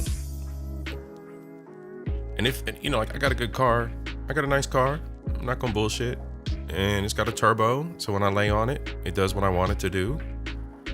I got some suspension tweaks done to it, so it stays stable when I'm laying on it. So I modify everything I touch, everything I own, and I tweak it to my liking, and I thoroughly enjoy just driving.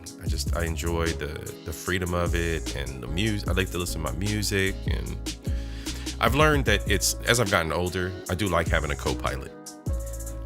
Having a co-pilot for this trip was awesome. I'm definitely digging having my little co-pilot with me. But yeah, I've been all up and down the East Coast. I haven't been to the Carolinas. I need to go to the Carolinas. I got friends down there too, so actually I got friends everywhere, but I need to go up and down the coast. The Carolina coast. ATL I haven't been to, but been to Florida, a few other places.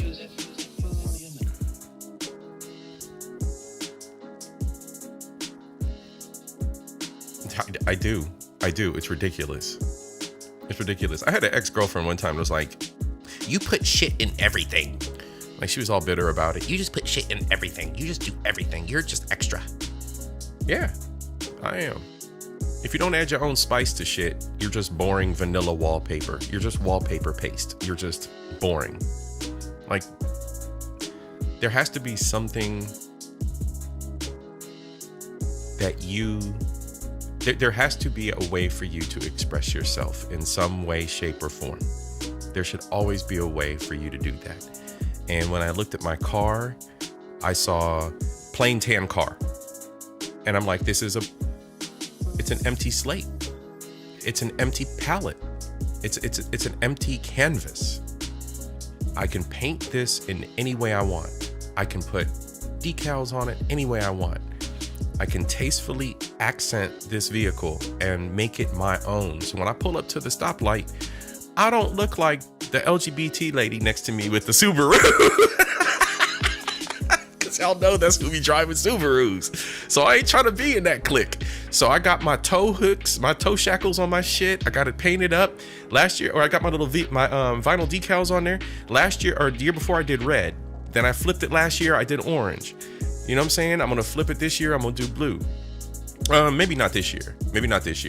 I might just go like stay with the orange for another year, maybe like next year or something, do blue or something. But like my logos on the front and back of the whip, I changed them out to be different. I put racing stripes on it. I just, you add your own accents, you add your own modifications to things to just make it your own.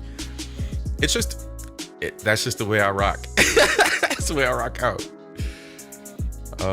You already seen Cat and Poncho. I upgraded that little motherfucker twice. Now I'm doing this. And then I did this with the car. And then I have another server sitting over here. I'm replacing my server. I sent it to a friend. I got a new box over here I'm building. So here I go modifying another computer. I can't stop. Can't stop, won't stop. Hashtag no Diddy. Yeah, bro. You know what, 12? I ain't been there in a long time. I haven't been since I was maybe in my teens. And, or no. I was in college. So it's been like years. Like I'm slacking, man. Like it's right here in my own backyard. I need to go visit. I need to come visit. I need to come visit you. I need to come visit Twin. I got mad family in New York. Friends and family.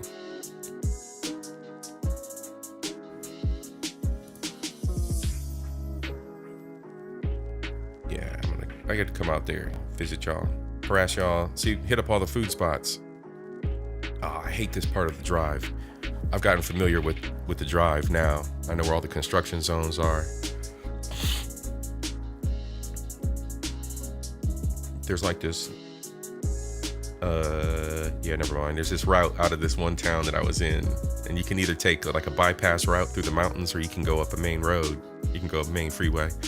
And the bypass route, they got this construction going on.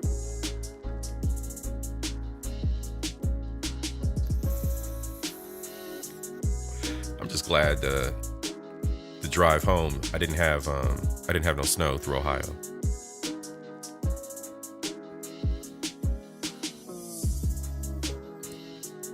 Yeah, that would be nice. Yeah, I was talking to the lady friend about that. Yeah, just meeting up with some creators, meeting up with some folks, saying what's up to all the good people.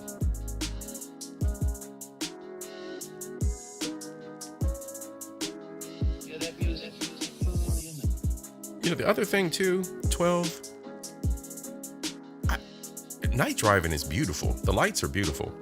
Other than the fact that as I'm getting older, I'm starting to see that like my astigmatism in my eye, man, eyes are going as I'm getting older.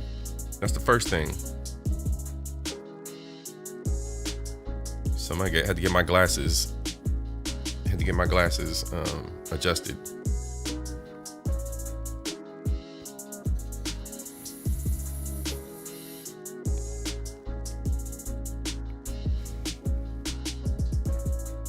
I see you out there, Chrissy.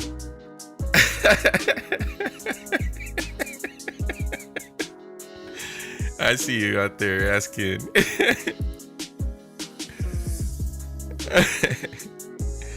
All is well. All is well.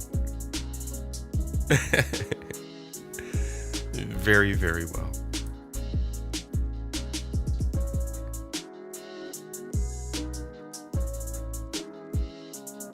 I think I'm gonna have to do two different. I got plenty of footage here, right? Hot footage. Be careful, detached retina or something serious, bro. Yeah, my buddy had one. I had a buddy that had one like that. My astigmatism in my right eye is starting to kick my butt. So I'm gonna have to go to the optometrist here soon. It's really because your boy needs to stop with the insomnia. He needs to get some rest. And then the other part of that is staring at the screens. So I'm gonna get some blue blockers, or the blue light blocker glasses. They got some sweet looking ones, like Gunners, man. They got some sweet looking glasses.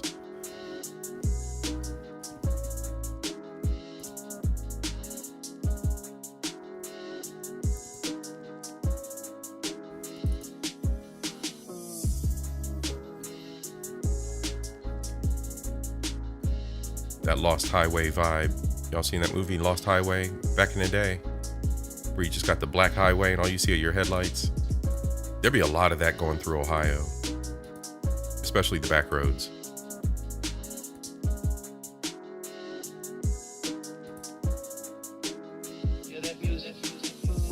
Rest stop. There's the rest stop. Yeah, there's like, I think, I only do one rest stop break, if that, on this trip.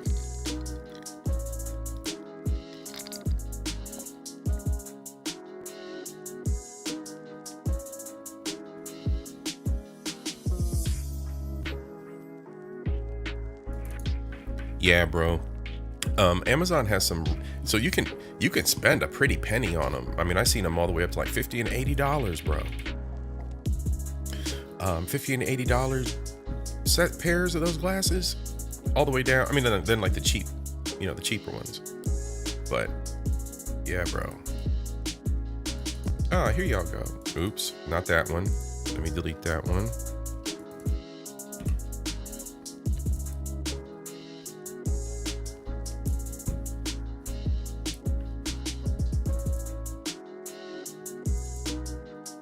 Let's see, this is the 13th. So this is up by Niagara Falls. Oh, it was a movie called Lost Highway. It's a David Lynch movie. It's really, really bizarre and weird. It's from Lost Highway. Fire Come Walk With Me. It's Twin Peaks. Twin Peaks. It was a Twin Peaks movie. It's really weird.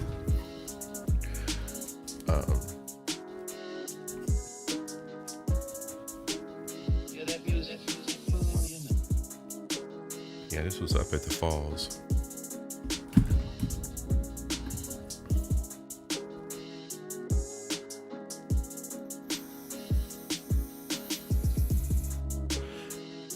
Oh, yo, it was fucking hilarious. Got to the border, and me and the lady friend were goofing off, and we were like, all right, so we're gonna collect stamps everywhere we go when we travel. So we pull our passports out, we talking to the border agent, and she's like, asking us everything, looking at the car, blah, blah, blah. And then she just hands us back our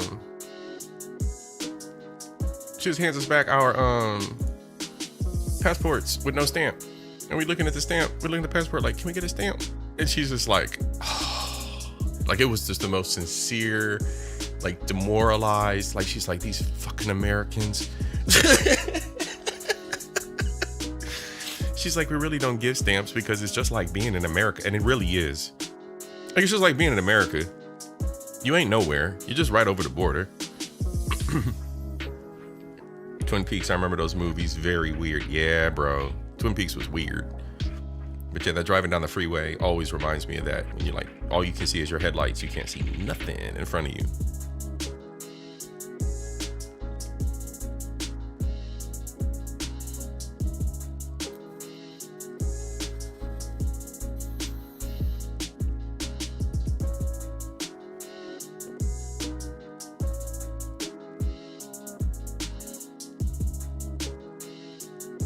Not the love motels. I'm just now seeing that. That's hilarious. Got the love hotels right outside of Niagara Falls.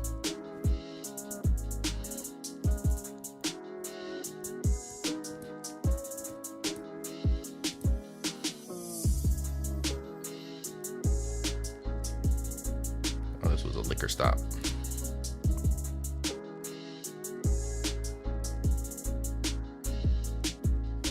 Yeah, it was the shit. There's Morton's. Yeah, it's a good time. I highly suggest it. Stay at one of these two hotels, and you'll be right there by the stay at the Marriott. You'll be right there at the falls. You'll be looking right over top of the Niagara Falls. Ooh. We'll stop that right there.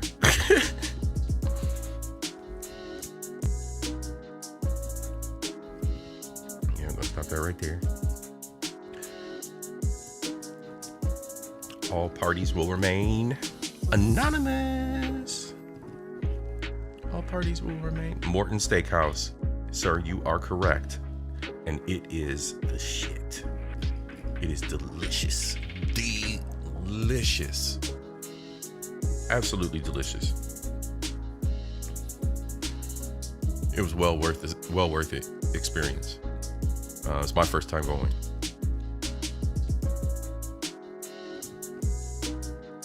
Definitely a time to remember. An experience to remember. I think a lot of people take things for granted because we just have so much stuff in abundance. I mean, we have an overabundance of privilege. So people go places 2, 3, 4 times and it's just, it loses the charm. it loses the nuance and uniqueness of the experience. Yeah, things become favorites at that point, but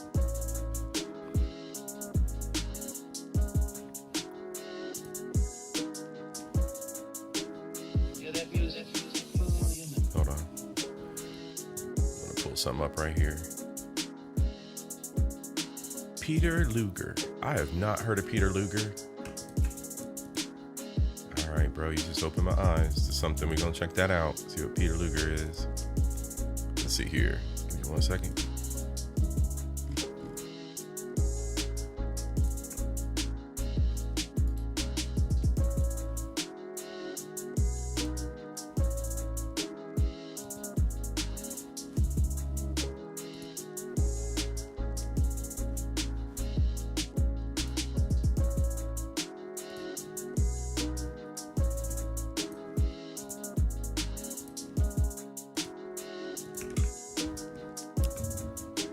Is that a Subaru?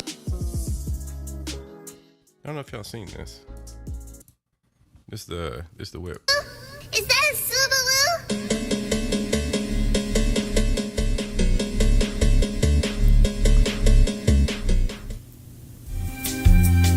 Well, you're probably wondering why I'm starting a video about Subaru with a Mercedes-Benz, especially the 2020 AMG CLS 45S shooting brake.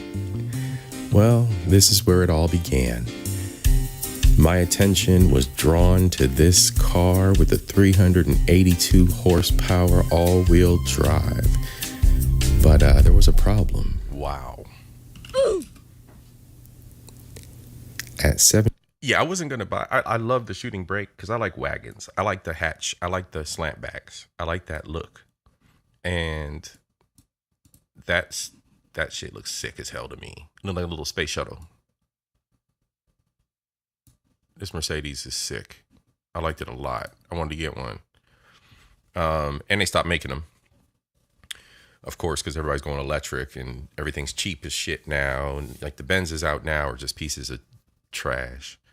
The old ones like that were the shit. They were made with quality.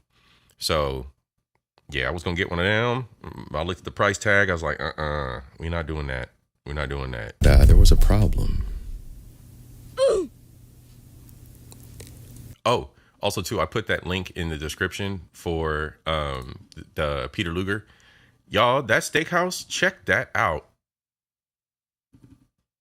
Oh, there's one in Brooklyn. Oh, there's one in Brooklyn. I might have to pretend that I'm rich one day and go check that out. Man. Here, hold on. We'll go back to Subaru here in a second. Hold on. Look at this, y'all. I blame Mark Harris for this one. Look at this. Let's see what this menu's looking like. Is that bacon? Bro, they got candied bacon. All right. Brooklyn menu. Okay. Here, I'll make it legible for y'all.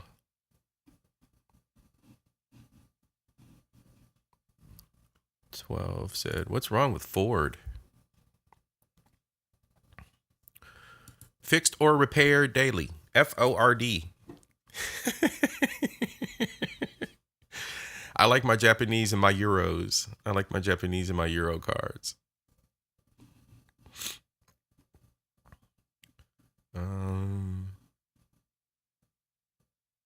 There's the bacon.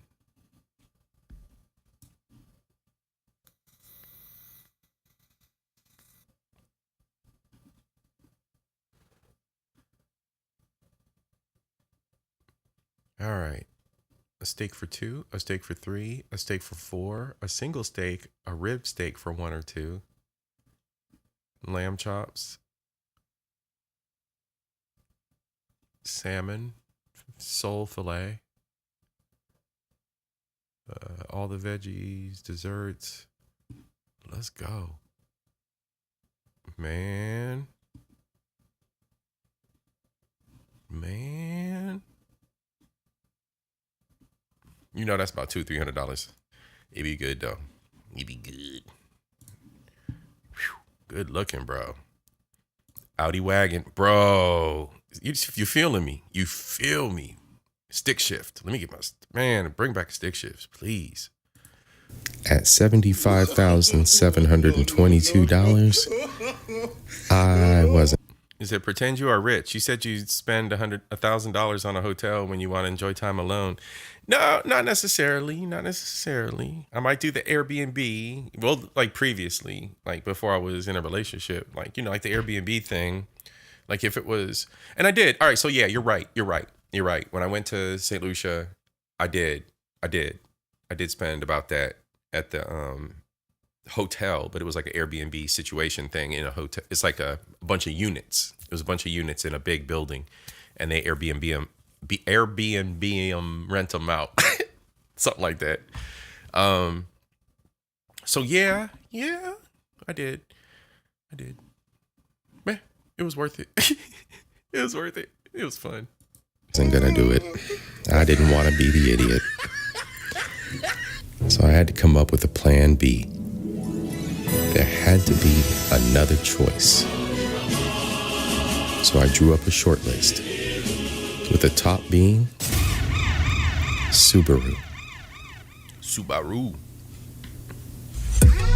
So I present to you the 2020 Subaru Outback XT Turbo. I know. People are wondering, what, bro? Why? Look, 260 horsepower, 277 foot-pound of torque, one of the most capable vehicles on the road, a history of having the most reliable all-wheel drive, the first in the world, in fact, as well as the ability to go off-road and do what I want. Hell yeah. So here's my 2020. First thing I did was threw some strut tower bars under the hood, keep it stable around corners. Then I got the vinyl kit, the toe shackles, and I was going to tuck some rims, but I mean, look at those factories. They're beautiful. Grabbed some plastic removal tools and some dental floss, and I got my logos off. That was pretty easy. For the first run, I went with red. Anybody who's modified a car before knows that if you add red, you immediately get about 2 to 5 horsepower. So I went with red. Removal of the plasti dip wasn't too difficult, so I peeled it off. And then for this year, we went with orange. Use a little bit of Gorilla double-sided mounting tape, and that got it right back on there. With the shackles, I went on and used Rust-Oleum on those. Probably hit it with maybe about 2 or 3 coats. Let it sun dry, and then probably gave it about another day or so to dry before I put them back on the car. Yep. I did the shackle bolts as well. I just touched them up so they wouldn't rust or look too scarred up from where I removed them. At this point, I was ready to get this beautiful Japanese beast back up and running, grab my stickers, grab my vinyl tape, and here's the finished product.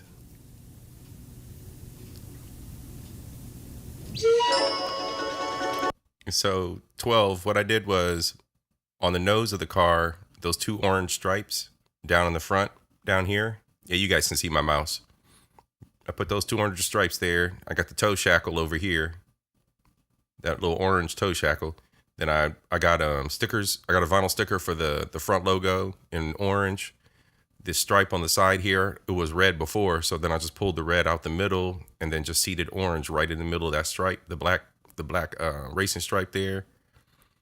And then here, let's get closer.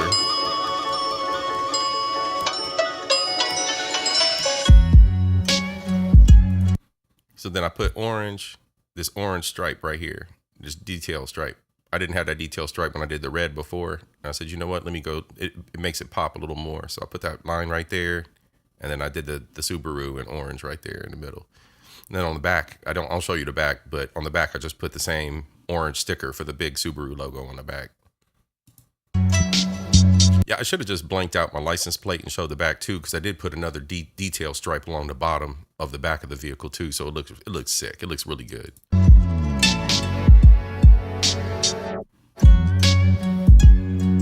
Yeah, man. R.I.P. Yokozuna.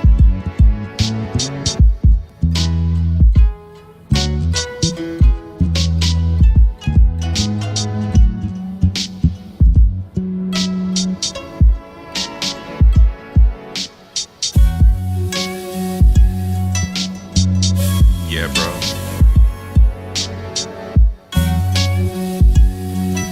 You know what, y'all?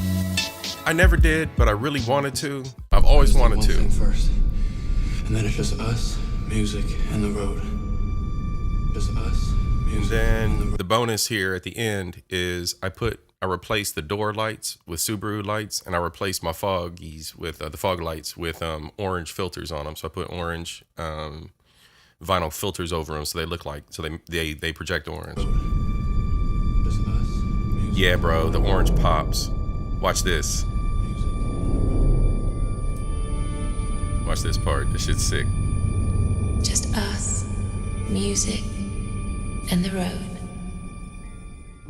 I'm OG, y'all new to the game.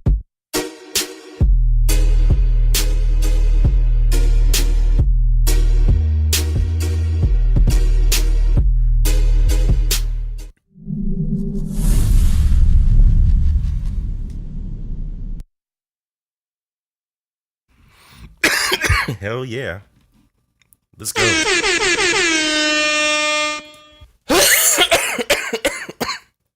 Excuse me.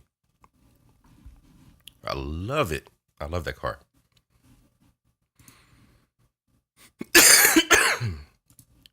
Excuse me. I'm dying. Let me drink something.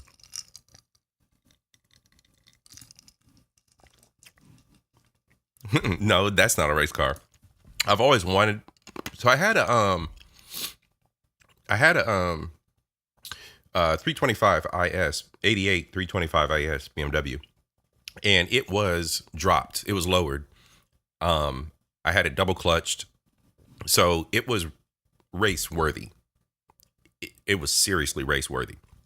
What I did too was I took the fuel system apart and found out through some crafty networking that you can use 1988, same year, Ford Mustang GT 5.0 fuel injectors and fuel pump in a 1988 BMW 325 IS.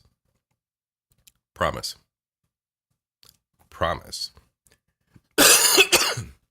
I replaced the entire fuel system by myself. I used the fuel pump from a 5.0. I used the fuel injectors from a 5.0, the high capacity fuel injectors. That was a beast. That inline, that straight six was a beast. That little Beamer, that Beamer was, man, I could throw the back end of that car out and do whatever I wanted on demand, instant power. What else I do to that car? It really was race worthy. I just never took it to a track or nothing. It was because it was my daily, and I was in one of those positions where like your finances aren't right and you're trying to do this like hobby thing and it's just not coming together because it's just like timing, right? It's timing and opportunity. And being your main vehicle, I was just like, man, this is just, I can't. So I ended up swapping it. What did I do? I did something. Like I swapped it for like an interim vehicle, and then I got the Subaru. It might have been I went to Honda, and then I went and got the Subaru because the Subaru was what I really wanted anyway. After looking at the Benzes. But yeah, it died on me, and I kind of like drug it to a dealership. And used it as my collateral. Yeah, but now I'm stuck on Subaru. Man, hold on. they're redesigning it, right? I'm mad. It looks like every other SUV that's out on the road right now. Here's the Edmunds article on it. It looks like every other SUV that's on the road right now. I'm hoping and praying, like, yeah, you can see the mouse, like along this back area right here. Like this is all like false panels or something. So this is like, so if you don't know, for folks that don't know out there, like when they have test cars, they put this weird vinyl pattern on the test car so you can't see what the designs of the vehicle look like and the lines of the vehicle look like and the dimensions of it. You can't really see that because it's kind of masked by that pattern. So, but I'm looking at the body shape itself. They got, I don't need an SUV. I don't want a mommy mover. I don't want an SUV. I like the wagon. I got the wagon for a reason. I like that. That's my shit. Like I like that slope back. I like that, you know, bubble car. I like my little bubble cars. Yeah. Bro, the 88 325s are so gorgeous, bro. They have, and like, it's like back in 88, they have everything in them, just like a Cadillac and more, bro. But the electrical systems are just shit. BMW and electrical systems, and they leak oil. And so it's always like, God, I think, and you're like, Audis have gotten better, but Audis used to have horrible electrical systems too. Horrible electrical systems. I think they've gotten better. I haven't heard much. in the Audi camp. Volvos used to have horrible electrical systems. Volvos are better now. But yeah, man, that 88 was so gorgeous. I found a picture of it. If I find a picture of it, I'm gonna pop it up on the I'll pop it up on my community post. That little car was a beast, bro. It was so fast. It's like, it's a death trap, bro. It's a death trap. Can't be doing Fast and Furious shit no more. I gotta be careful. Yeah. What's up, man? What's up, twin? Yeah, this one looks like a brick, bro. This is what the new Outback is gonna look like. It looks, I'm hoping it's like false panels on here to make it look boxy like that, but it looks like everything else that's out there. If it don't got like that military, like baby military fit up, you know what I'm saying? Like if it don't got that kind of like aesthetic to it, like real tough aesthetic, like I mean, it's already kind of like, all right, Outbacks are Outbacks. We all know they kind of the rainbow folks, but whatever. But like, I like the bubble. Can't hate me for that. I like the bubble. Right. Yeah. Put some BBSs on it. It don't look bad. It really don't look bad, but it'll grow on me, I guess. The square, right? Like everything is so square right now.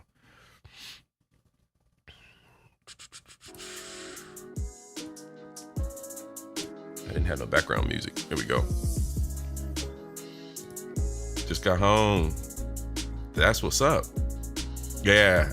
Cooking while tipsy. You can make some crazy shit while doing that. Lit night. That's what's up, twin. That's what's up. Oh, twin. You missed it earlier. Shit, while you cooking, let me just go back in time here. Give me one moment here. Oh, I'm about to make it even smoother, twin. Watch this. Peep game.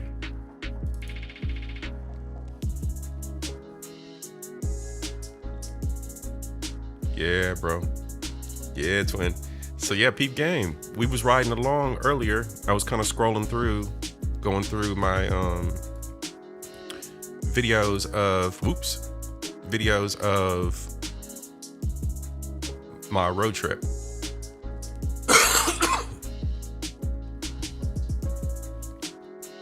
Hell yeah. Nice relaxing drive.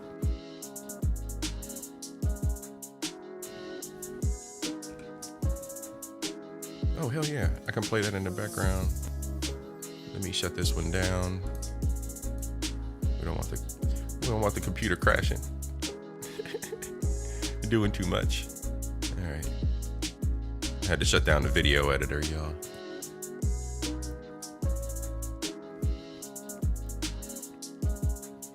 Hell yeah, twin. Yeah, that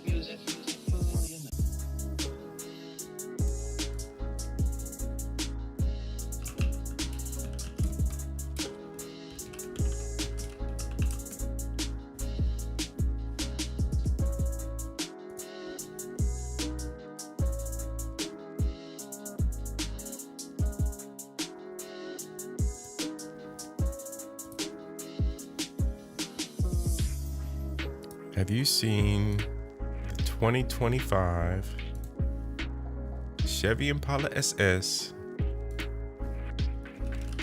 454?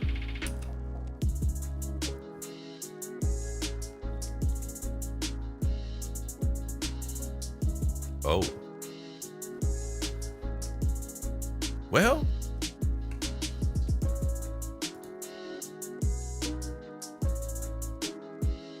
give me 1 second.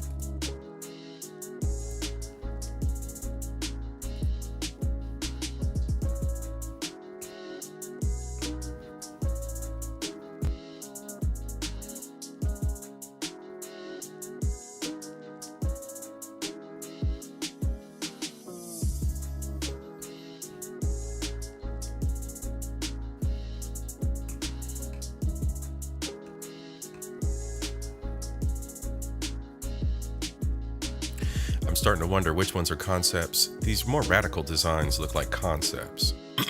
Like this one down here in the lower left, and this second one in the top row look more like concepts. Yeah, that music is human.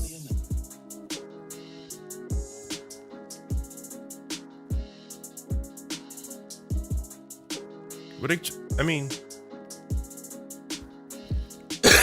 excuse me. It kind of looks like they're modeling it after a big ass Camaro, which ain't a bad idea.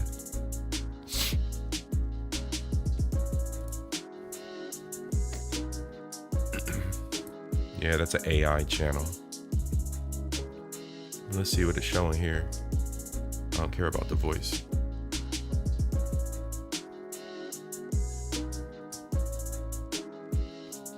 Trying to figure out if these are like concept photos. That's sharp. I like the tail end. That's sharp as hell. That's sharp as hell. It kind of reminds me of the G6s. It kind of reminds me of a G6 tail end. The Pontiac.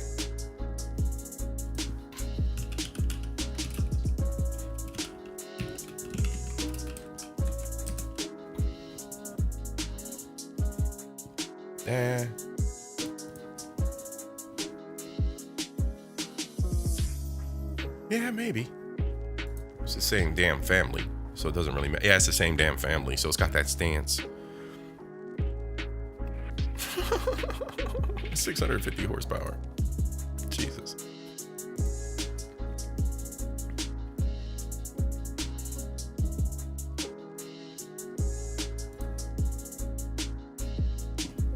What's AI say?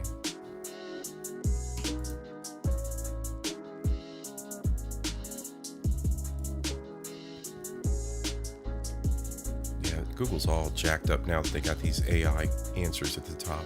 It's not even smart. It's stupid as hell. Gotta go to like page 3 and 4.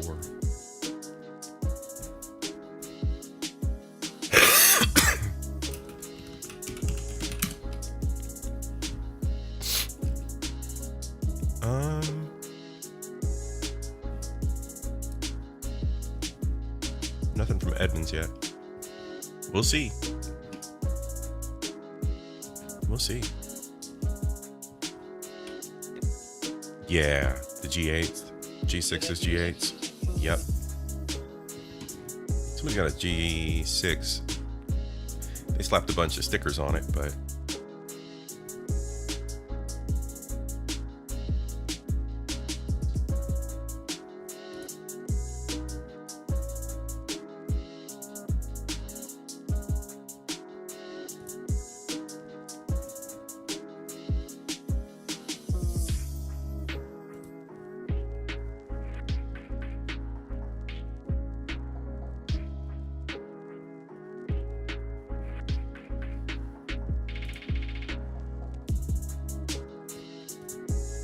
see, that looks different than those other photos. They had those, what are those little aileron things underneath the rear between the exhausts? That other one did. So I'm trying to figure out like which ones the AI renders and which ones are legit. But this doesn't look far off from being legit.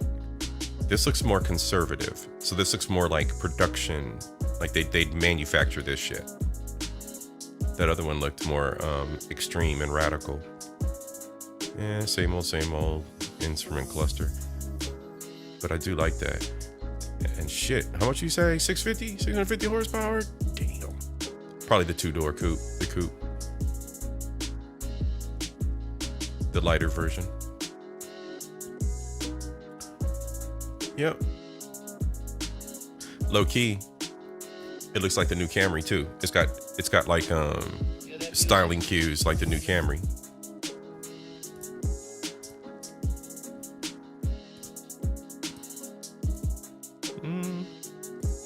Go back. There we go.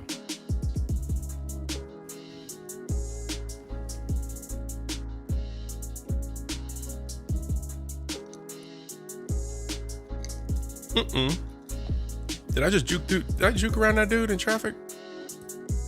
I sure as hell did. What was that? There was a lot of slow people. I was like, I'm out. Ignore the minor law breaking. Let's see. So we had the Winter Village view. Oh, let me see. Let me find the real good winter view. Leaving. Here we go. Ice Road Truckers. Yeah, hell yeah. For every sticker you put on it, you get another 5 horsepower, bro. And if you put red stickers on there, that's like 10 horsepower. This snow was crazy. That's an Audi in front of us, by the way, Mark. That white car in the distance, he mashed out. He just took off. He was like, fuck this snow. That Audi was eating it. I'm just cruising along my little 45. We safe. You know, we just tee-hee in our little way. Bro in the Audi's like, I'm out. He didn't give it 2 shits. Yeah, this was right after we left. I remember I was like, all right, I'm gonna follow him because the GPS wasn't working right or something. The GPS was pissed I was in Canada, I guess. I don't know.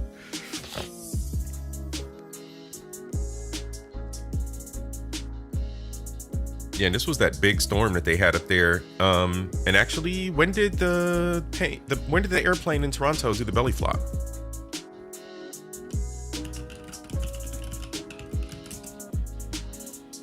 That was on the 19th? Was it really the 19th? Hear that music? 18th? 17th? Yeah, it was the 16th. It was the 16th.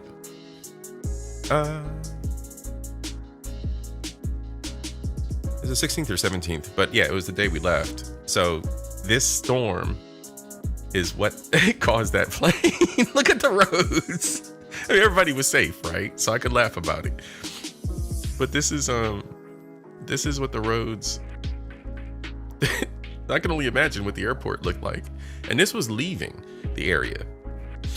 This is like heading toward the bridge to go back. Shit's wild.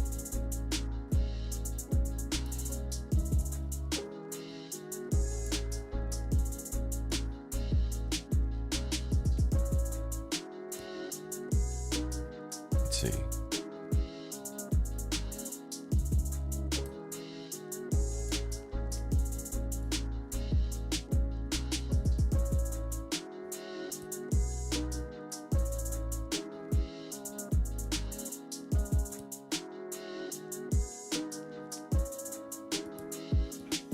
Trying to see if there was the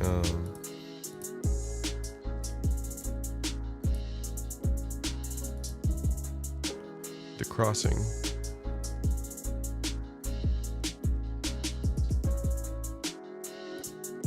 There it is. Yeah, there it is. Hear that music? Border crossing.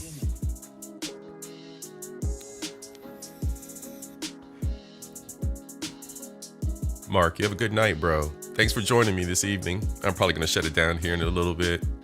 I think I'm about wound down, about out of rum and coke anyway.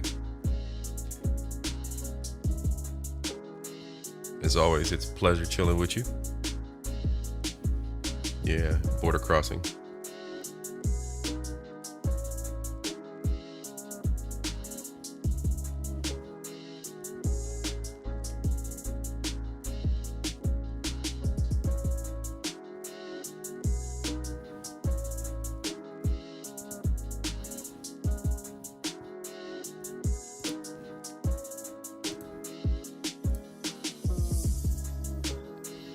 You know, I think you guys, I think what I'm gonna do is might do some more creative streams in the future where I mess around with DaVinci.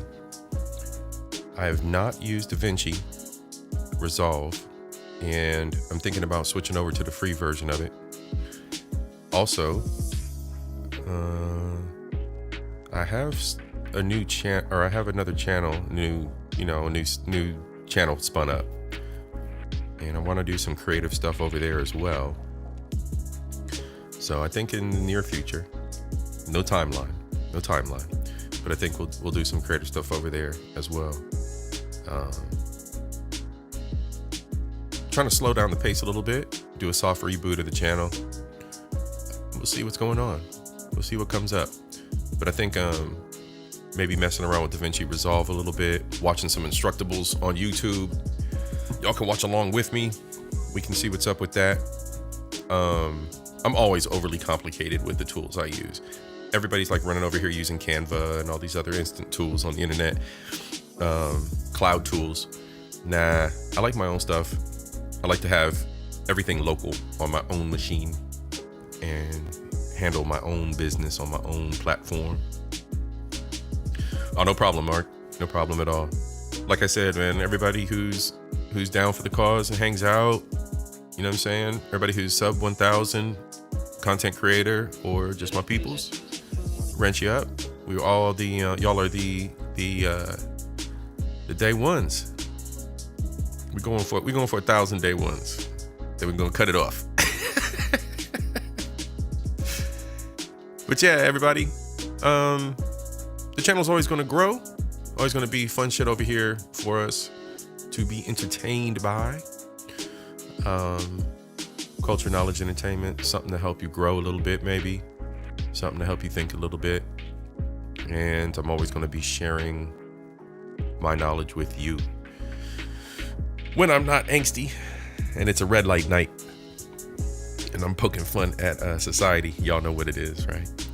So, as always, hit the like, subscribe, share it out, comment, let me know what you think. Any tips and tricks you got about car mods. If you're a Subaru head, let me know what's good on the Subarus.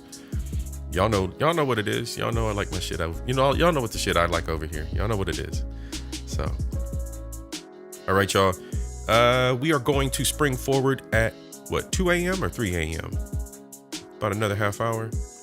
So get your rest, y'all. Get your rest. Get a walk in. The weather's going to be nice tomorrow. The weather's going to be on an uptick as far as spring being here. So hopefully we don't get any bursts of the cold anymore. Hey, I know that dude.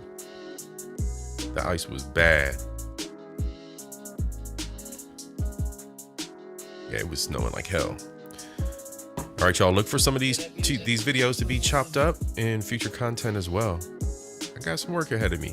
Y'all know this is a hobby, so we'll just be out here chilling. All right, everybody, you have a good evening. Take care of yourself. Take care of your loved ones. Peace.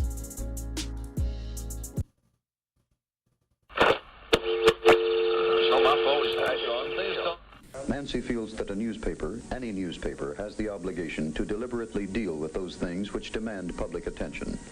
How do you feel about the controversy? Hit the like and subscribe. And again, shout out to Messi Michon, show sponsor.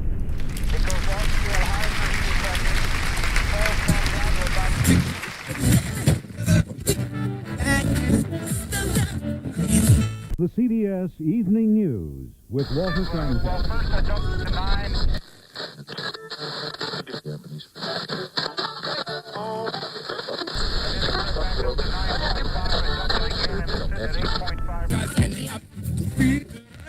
It was a provoking challenge, and nowhere did the challenge provoke more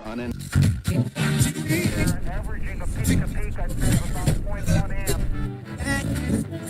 To develop and introduce America's first all-electronic television system. Motor